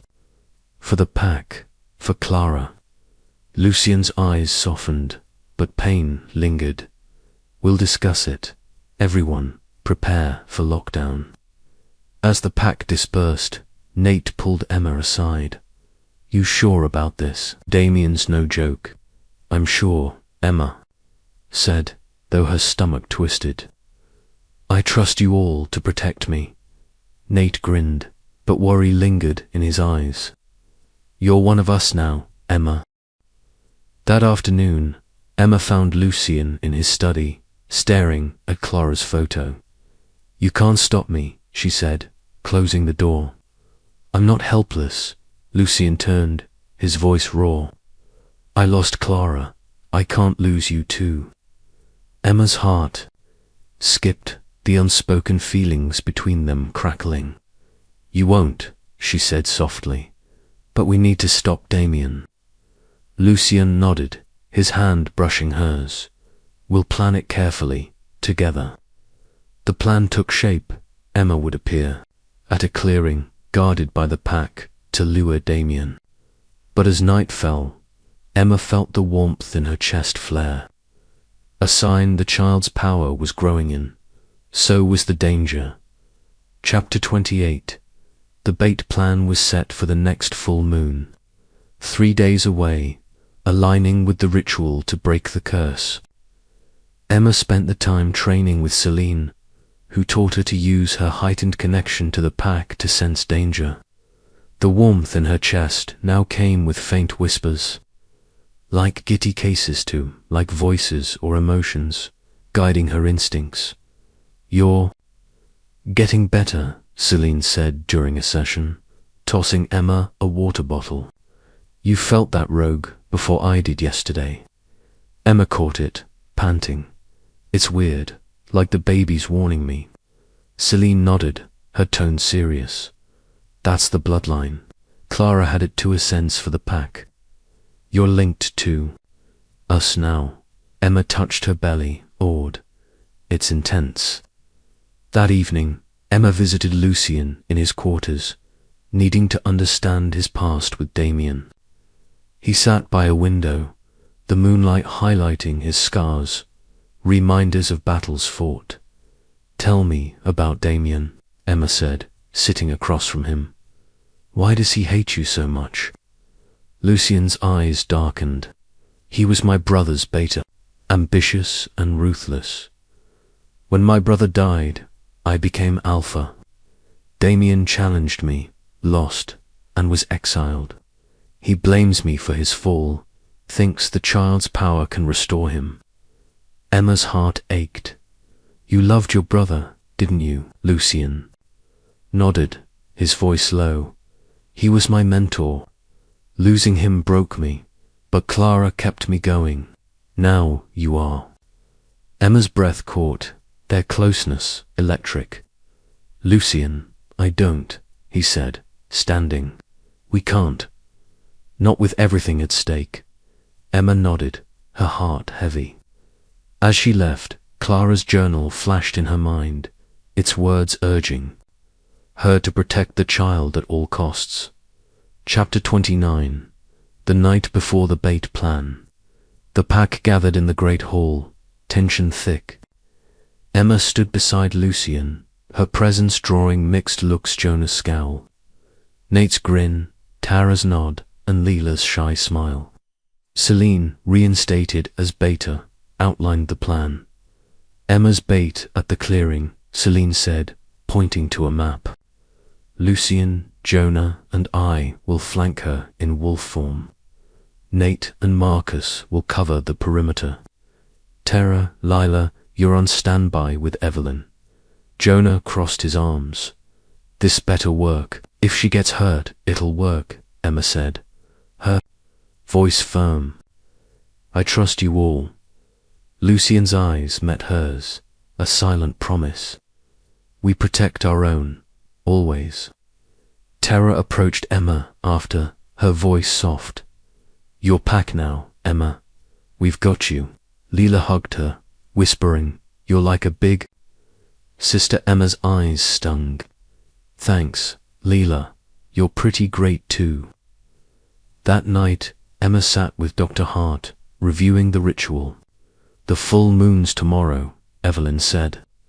The child's power will peak. You'll need to channel it, Emma. How? Emma asked, the warmth in her chest humming. Focus on the pack, Evelyn said.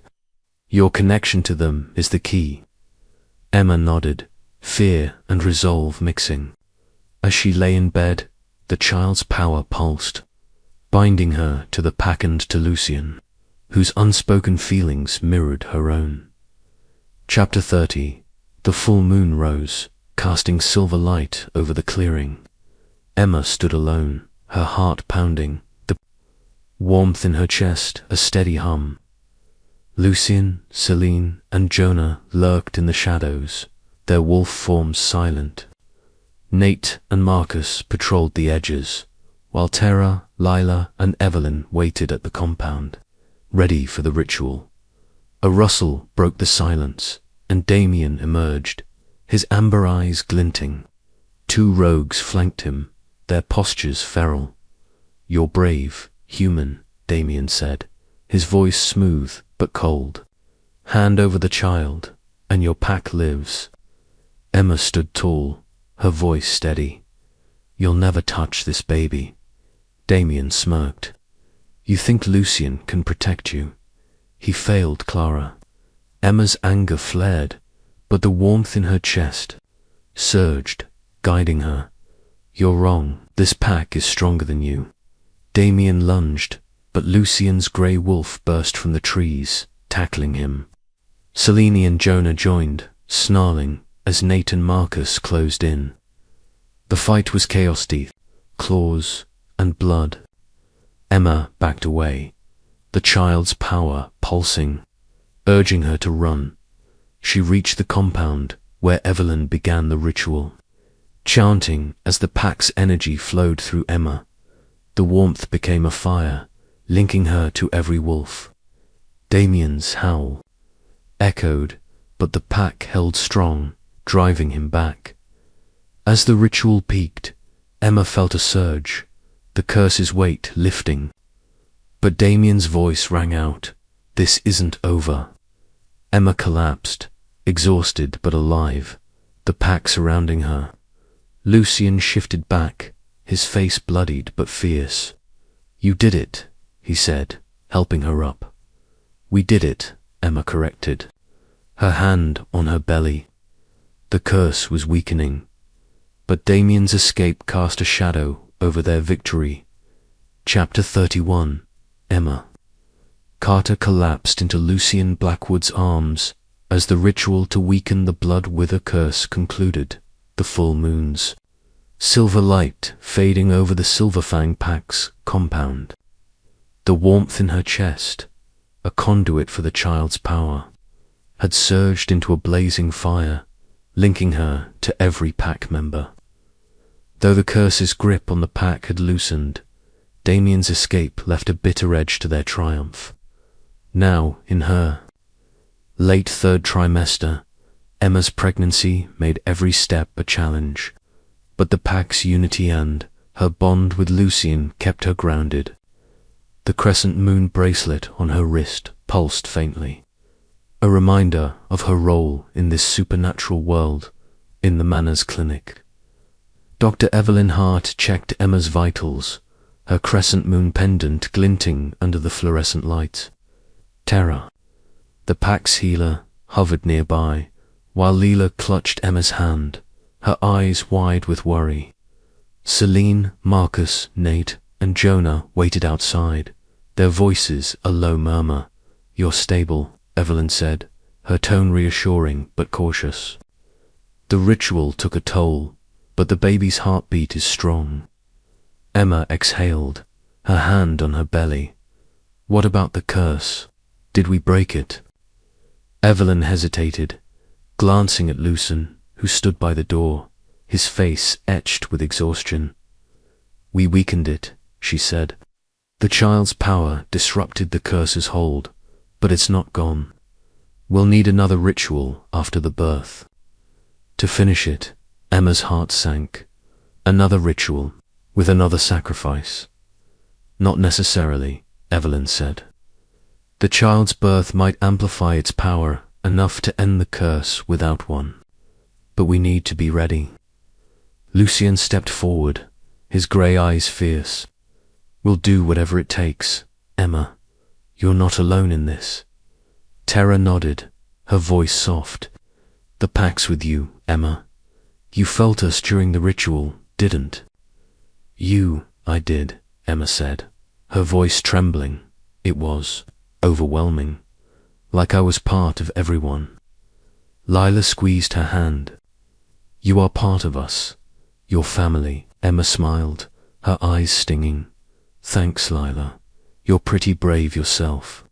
Celine poked her head in, her green eyes sharp. "Enough mushy stuff. We've got rogues to hunt. Emma, you good?" "I'm good," Emma said, managing a weak grin. "Go catch Damien." As the pack dispersed, Lucien stayed, his hand brushing Emma's wrist. He said softly, "I'll be close." Emma nodded, but the memory of Damien's amber eyes haunted her. That night, she dreamed of Clara, her voice whispering, "The child is our hope. Don't falter." Chapter 32. The next morning, the compound was a hive of activity. Patrols doubled after Damien's latest threat. Emma, confined to her cottage for safety, felt restless, the warmth in her chest a constant hum. She sat with Nate, who was sharpening a knife, his usual grin subdued. "Scouts found nothing," he said, his voice low. "Damien's like a ghost, slips through every trap." Emma frowned, clutching her bracelet. "What does he want? Just the baby?" Nate shrugged. "Power, mostly. Clara's bloodline could make him unstoppable. Or he wants revenge on Lucien." Emma's stomach twisted. Revenge for what? Exile? "More than that," Nate said, glancing at the door. "Damien loved Clara in his twisted way. When she chose Lucien, it broke him." Emma's eyes widened. "Clara, he never said." "Lucien doesn't like talking about it," Nate said. "Damien's obsession with her drove him rogue. Now you're carrying her child, it's personal." Before Emma could respond, Marcus burst in, his scarred face grim. "Damien's made a move. He's got one of our scouts, Giron. Wants to trade for you, Emma." Emma's blood ran cold. "Trade? Where's Lucien?" "Clearing," Marcus said. "Come on." In the clearing, Lucien faced the pack, his posture rigid. Celine, Jonah, and Tara stood beside him, while Lila lingered at the edge, her eyes darting nervously. A bloodied note was pinned to a tree. "The human for Kieran. Midnight, Old Mill." "Come alone, no trade," Lucien said, his voice hard. "We don't negotiate with rogues." Emma stepped forward, her voice shaking. "Kieran's one of yours. You can't let him die." Lucien turned, his eyes blazing. "I won't risk you, Emma. Damien's lying he'll kill Kieran either way." Celine nodded. "He's right. Damien's playing us. We hit the mill." "Take him out," Jonah growled. "About time. I'm tired of running." Emma's hands clenched. "What if we ambush him?" "I stay hidden. You use me as bait again. No, Lucien snapped. You're too close to delivery. It's too dangerous. I'm already in danger, Emma said, meeting his gaze. Kieran's pack. I won't let him die because of me. Tara touched her arm. You're brave, Emma, but Lucien's right. You're carrying our future. Lucien softened, his voice low. We'll save Kieran, I promise, but not like this. The pack planned a rescue, excluding Emma, who returned to her cottage, frustration simmering. She called Dr. Hart, needing clarity. Evelyn, if Damien gets me, what happens to the curse? Evelyn's voice was grim. If he controls the child, he could twist its power. The curse might strengthen, binding the pack to him. Emma's resolve hardened. Then we stop him, no matter what. Chapter 33. The rescue mission launched at dusk, leaving Emma under Marcus's guard. She paced her cottage, the warmth in her chest flaring with every distant howl. Leela visited, bringing tea, her small frame tense. You're worried, Emma said, accepting the cup, about Kieran. Leela nodded, her eyes glistening. He's my cousin, he taught me to track. If Damien, Emma hugged her. Lucien, we'll bring him back. They're strong, Leela sniffled. You're strong too. You stood up for Kieran. Emma smiled, her heart heavy. I'm trying, Lila. Hours later, the pack returned, battered but alive. Lucien carried Kieran, a lanky scout with bloodied bandages, while Celine and Jonah supported Nate, who limped. Tara rushed to help, directing them to the clinic. Emma ran to Lucien, her voice breaking. Is he okay? He'll live, Lucien said, his face grim. Damien wasn't there. It was a trap. Rogues ambushed us. Celine growled. He's toying with us. Left a message. The child or the pack burns. Emma's knees weakened. He's not stopping, is he? No, Lucien said, his hand on her shoulder. But neither are we. In the clinic, Emma visited Kieran, who managed a weak smile. Heard you wanted to trade yourself, he rasped. Crazy human, Emma laughed softly. Glad you're back, Kieran. Lucien joined her, his expression haunted. I failed you tonight, he said. I promised to keep you safe, but Damien's closer than ever. Emma touched his arm, their spark igniting. You didn't fail. You saved Kieran. We're in this together. Lucien's eyes softened, but he pulled away. I can't let feelings cloud my judgment. Not now. Emma nodded, her heart aching. I know. But I'm not going anywhere. As she left, Jonah approached, his scowl gone.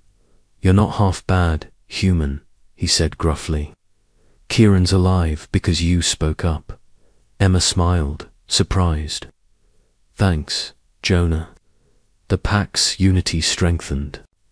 But Damien's threat loomed, pushing Emma closer to her breaking point. Chapter 34. With Damien's attacks relentless, the pack focused on the curse-breaking ritual set for the next full moon. Emma trained with Celine, honing her ability to channel the child's power, while Dr. Hart finalized the ritual's details. The warmth in Emma's chest now came with visions flashes of the pack's emotions, binding her deeper to them. In the library, Emma sat with Evelyn, Lucien, and Tara, studying the ritual's requirements. It's complex, Evelyn said, pointing to a diagram.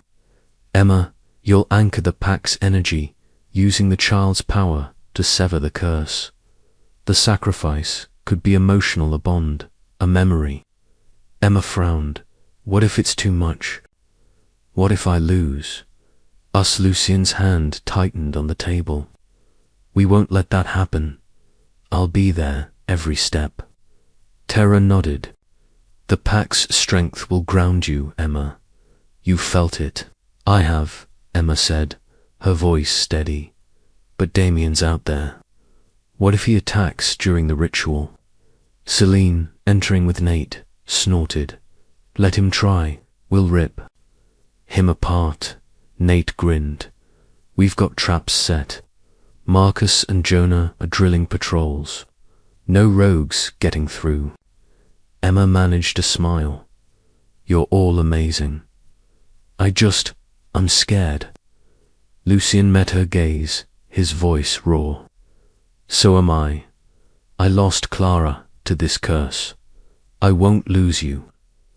The words hung heavy, their unspoken feelings crackling. Emma nodded, resolve hardening. Let's do this. That evening, Emma found Lila in the kitchen, baking bread.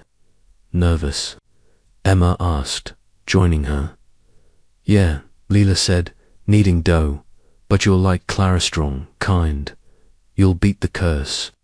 Emma hugged her, tears prickling. Thanks, Lila. You're my hero. As night fell, Emma felt a sharp pain in her abdomen, gasping. Marcus, guarding her door, rushed in. What's wrong? Contraction, Emma said, breathing hard. It's too early. Marcus called Evelyn, who arrived with Tara. Braxton Hicks, likely, Evelyn said, checking her. But we're close to delivery. Stay calm, Emma. Emma nodded, fear gripping her. The ritual, Damien, and now early labor time, was running out. Chapter 35, the next day. Emma's contractions continued, sporadic but unsettling. Dr. Hart confined her to the clinic, monitoring her closely. The pack prepared for the ritual. But Damien's latest attacker, fire at the compounds, edge-rattled them. Lucien gathered everyone in the great hall, his face a mask of determination. Damien's desperate, he said. He knows the child's power is growing.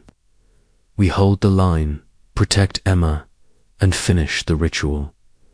Celine nodded. Scouts spotted. Rogues near the mill. They're planning something big. Emma, wheeled in by terror, spoke up. Let me help. The child's power, I can feel the pack. I can warn you if they're close. Lucien's eyes softened. You're already doing enough. Rest. I can't, Emma said, her voice fierce.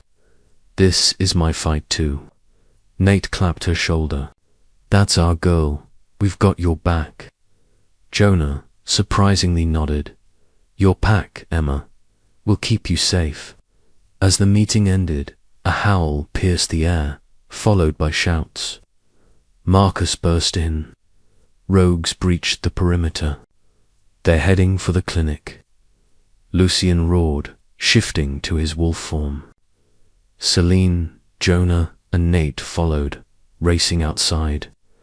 Tara and Leela guarded Emma, while Evelyn prepped for emergencies. The sounds of battle snarls crashes seacoed closer. Emma gripped Tara's hand, the warmth in her chest flaring. They're coming from the west, she gasped, vision blurring with pack emotions.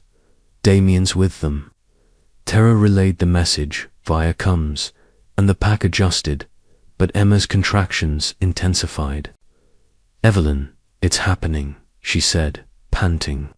The baby's coming. Evelyn's face paled. Now, we're not ready. We have to be, Emma said, gritting her teeth. Get the ritual ready. As the battle raged, Emma's labor began, the child's power surging through her. The pack fought to protect her, but Damien's amber eyes loomed in her mind. A promise of chaos. Chapter 36. The Silver Fang pack's compound was a battlefield. The air thick with snarls and the acrid scent of smoke from Damien's rogue attack. Emma Carter, now in full labor, lay in the Manor's clinic, her contractions coming fast as the warmth in her chest tied to the child's power pulsed like a beacon. Dr. Evelyn Hart, her crescent moon pendant glinting, worked frantically to prepare for delivery, while Tara and Leela guarded the door. Outside, Lucienne, Blackwood, Celine, Jonah, Nate, and Marcus fought to hold the rogues at bay, their howls echoing through the night. The curse-breaking ritual, meant to sever the blood with her, was underway, with Emma as its anchor. "Focus, Emma," Evelyn said, her voice steady despite the chaos. "You're doing great. Breathe through it." Emma gripped the bed rails, pain searing through her. "The ritual, is it working?" Evelyn nodded, chanting softly as she placed a silver bowl etched with runes beside. "Emma, the pack's energy is flowing through you. The child's power is peaking. Stay with me." Tara, wiping Emma's brow, whispered, "You're strong, Emma. We're all here." Lila, clutching a knife, peeked out the window. "They're fighting so hard," she said, her voice trembling. "Lucien's out there." Emma gasped through a contraction, the warmth in her chest flaring. "I feel them, the pack. There. Holding on." A crash shook the clinic, and Marcus's voice roared outside. "Hold the line, protect the air." Evelyn's chant grew louder, the runes glowing faintly. Emma's vision blurred, pack emotions flooding, her Lucien's fierce determination, Selena's resolve, Jonah's stubborn strength, Nate's loyalty, and Lila's courage. The child's power surged, a bridge between them all. "It's time," Evelyn said, her hands steady. "Push, Emma." Emma screamed, pain and power intertwining. With a final effort, she felt the baby emerge, a cry piercing the air. Evelyn lifted a tiny girl, her eyes glowing briefly with amber light before settling to a soft brown. "She's perfect," Evelyn said, wrapping the baby and placing her in Emma's arms. "You did it," Emma sobbed, cradling the child Clara's legacy. "She's safe." "For now," Evelyn said, resuming the chant. The runes flared, and the warmth in Emma's chest burned, then faded to a gentle hum. "The curse is broken. You did it, Emma." Tara hugged her, tears streaming. "You're a miracle." Lila ran to her, eyes wide. "She's so small. What's her name?" Emma looked at the baby, her heart full. "Clara, after her mother." A howl outside signaled victory, and Lucien burst in, bloodied but alive, his grey eyes locking on Emma and the baby. "You're safe," he breathed, kneeling beside her. "Both of you." Emma smiled through tears. "Meet Clara." Lucien touched the baby's tiny hand, his voice breaking. "Thank you, Emma." But the moment was cut short by Selena's shout. "Lucien, Damien's still out there." Emma's heart raced. "Go," she whispered. "End this." Lucien nodded, his face hardening. "Stay with her," he told Evelyn. Tara and Leela then ran out. Emma held Clara close. The ritual's success a fragile victory against Damien's looming threat. Chapter 37. The clinic was a haven amidst the chaos, but Emma's relief was tempered by fear as the sounds of battle persisted. She cradled baby Clara, her tiny face peaceful despite the turmoil. Dr. Hart monitored them both, while Tara and Leela stood guard, their faces tense. The curse was broken, but Damien's escape cast a shadow over the pack's victory.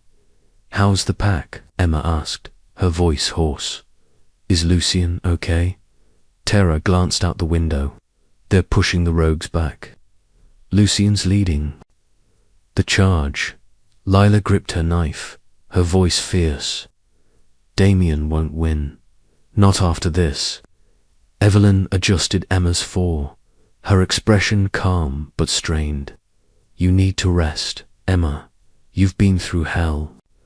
I can't, Emma said, her eyes on Clara.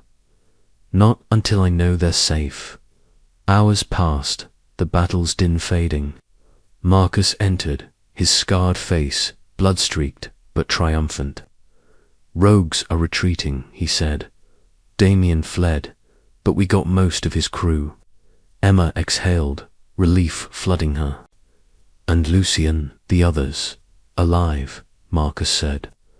Banged up, but okay. Lucien's coming. Moments later, Lucien strode in, his clothes torn, a gash on his arm. He knelt beside Emma, his eyes softening as he looked at Clara. You're both safe, he said, his voice raw. I'm so sorry I wasn't here. You were protecting us, Emma said, touching his hand. That's enough. Celine followed, her arm bandaged, with Nate and Jonah behind her. Nate grinned, limping slightly. You're a badass, Emma. Giving birth in a war zone. Emma laughed weakly. Not my plan. Jonah, his scowl softened, nodded. You did good. Human. The kid's a fighter, like you. Celine met Emma's gaze, her voice quiet. The curse is gone. I felt it lift. You saved us. Emma's throat tightened. We saved each other. Lucien stood, his face grim. Damien still out there. He left a message in blood. The heir will be mine. Emma's grip on Clara tightened. He won't touch her. Not ever. Lucien nodded, his hand on her shoulder. We'll hunt him down, I swear it.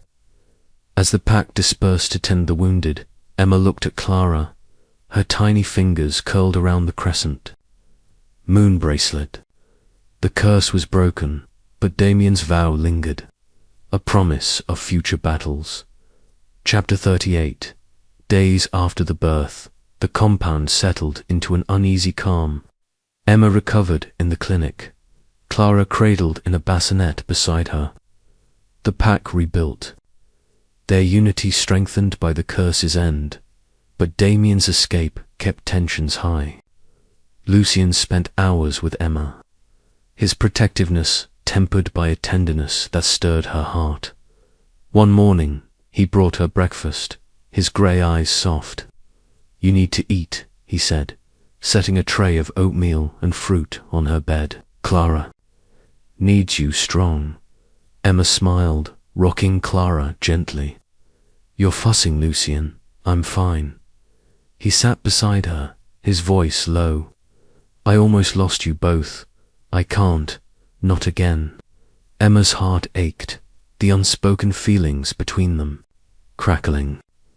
Lucien, what are we doing? This asserts more than the contract, isn't it? Lucien looked away, his jaw tight. It is, but I'm the alpha. My duty is to the pack, to Clara's legacy. I can't. Emma touched his hand, her voice soft. I know, but I'm here, Lucien. I'm not going anywhere. He met her gaze, his eyes raw. I don't deserve you, Emma. Before she could respond, Nate burst in, his grin wide. Hey, Mama Wolf, Clara's got your eyes. Emma laughed, easing the tension. She's got Lucien's stubbornness. Tara and Leela visited, bringing gifts, a knitted blanket from Tara, a tiny wolf carving from Lila. For Clara, Lila said shyly, to keep her safe. It's beautiful, Emma said, hugging her. You're her hero, Lila. Jonah stopped by, awkward but sincere. Didn't think you'd pull it off, he said. Breaking the curse, having the kid. You're all right, Emma. Emma grinned. High praise, Jonah. That afternoon, Dr. Hart checked Clara, her expression relieved. She's healthy, no signs of the curse, but her power it's strong. She's already influencing the pack's bonds. Emma frowned. Is that dangerous? Not necessarily, Evelyn said, but it makes her a target. Damien's still out there. Emma nodded, her resolve hardening. He won't get her, Lucien returned, his face grim. Scouts found rogue tracks near the border. Damien's regrouping. Emma's heart sank. What's the plan? We hunt him, Lucien said. But you and Clara stay here, under guard. Emma wanted to argue, but Clara's soft coo stopped. Her okay, she said, but keep me in the loop. Lucien nodded, his hand lingering on hers, always. Chapter 39. Weeks passed, and Emma moved back to her cottage, Clara in a crib beside her. The pack embraced them both, their unity a shield against Damien's shadow. Celine trained Emma to sense Clara's power, teaching her to channel it safely. One afternoon, in the clearing, Celine tossed her a stick, grinning. You're getting good, Celine said as Emma blocked a mock attack. Clara's powers making you sharper, Emma panted, smiling. Feels like she's training me. Nate, watching, laughed. Kid's gonna be a terror, just like her mum. Emma rolled her eyes. I'm not that bad. Tara and Leela joined. Them bringing lunch? Your pack now, Emma, Tara said, handing her a sandwich. Clara's our future. Leela nodded, her eyes bright. She's gonna be strong, like you and Lucien. Emma's heart warmed, but thoughts of Lucien stirred unease. Their connection had deepened, but his duty as alpha kept him distant. That evening, she found him in his study, staring at Clara's photo. You miss her, Emma said, standing in the doorway, holding Clara. Lucien turned, his eyes softening. Every day, but you and Clara. You've given me something new. Emma stepped closer, her voice soft. Lucien, I love you. I know it's complicated, but I can't keep pretending. Lucien's breath caught, his hand cupping her cheek. I love you too, Emma, but the pack, Clara's legacy, can't lose focus. I'm not asking you to, Emma said, tears prickling. I'm asking you to let me in. He kissed her, a desperate, tender press of lips that said everything words couldn't. Clara cooed, breaking the moment, and they laughed, foreheads touching. We'll figure it out, Lucien said. Together. Marcus knocked, interrupting. Lucian scouts spotted Damien. He's gathering rogues, planning something big. Lucien's face hardened. We end this soon. Emma nodded, clutching Clara. We're ready. Chapter 40. A year later, the Silverfang pack thrived, their compound rebuilt and stronger than ever. Emma stood in the clearing, Clara toddling. Beside her, her amber-flecked eyes sparkling as she chased Lila. The pack had become family, their bonds unbreakable since the curse's end. Damien remained a shadow, his last attack thwarted, but his vow to claim Clara lingered. Emma, now a pack leader alongside Lucien, trained daily, her connection to Clara's power making her a bridge between human and wolf. Celine, her once skeptical ally, sparred with her, grinning. You're almost a wolf, Emma. Almost. Emma laughed, dodging a strike. Nate and Jonah patrolled, their banter a constant hum, while Tara and Evelyn researched Clara's growing abilities, flashes of pack emotions, a sign of her ancestors' magic. Marcus guarded the compound, his loyalty unwavering, and Kieran, fully recovered, taught Lila to track. Lucien joined Emma, lifting Clara into his arms. She's growing fast, he said, kissing her forehead. Too fast, Emma said, leaning into him. Think Damien's still out there. Lucien's eyes darkened. He is, but we're ready. You've made us stronger, Emma. She smiled, her hand on his. We've made each other stronger. As the sun set, The pack gathered for a meal, laughter echoing. Clara's giggle rang out, a beacon of hope. Emma felt the warmth in her chest, now a gentle pulse, binding her to the pack. The future held challenges Damien's threat. Power but with Lucien and the pack, Emma knew they'd face it together.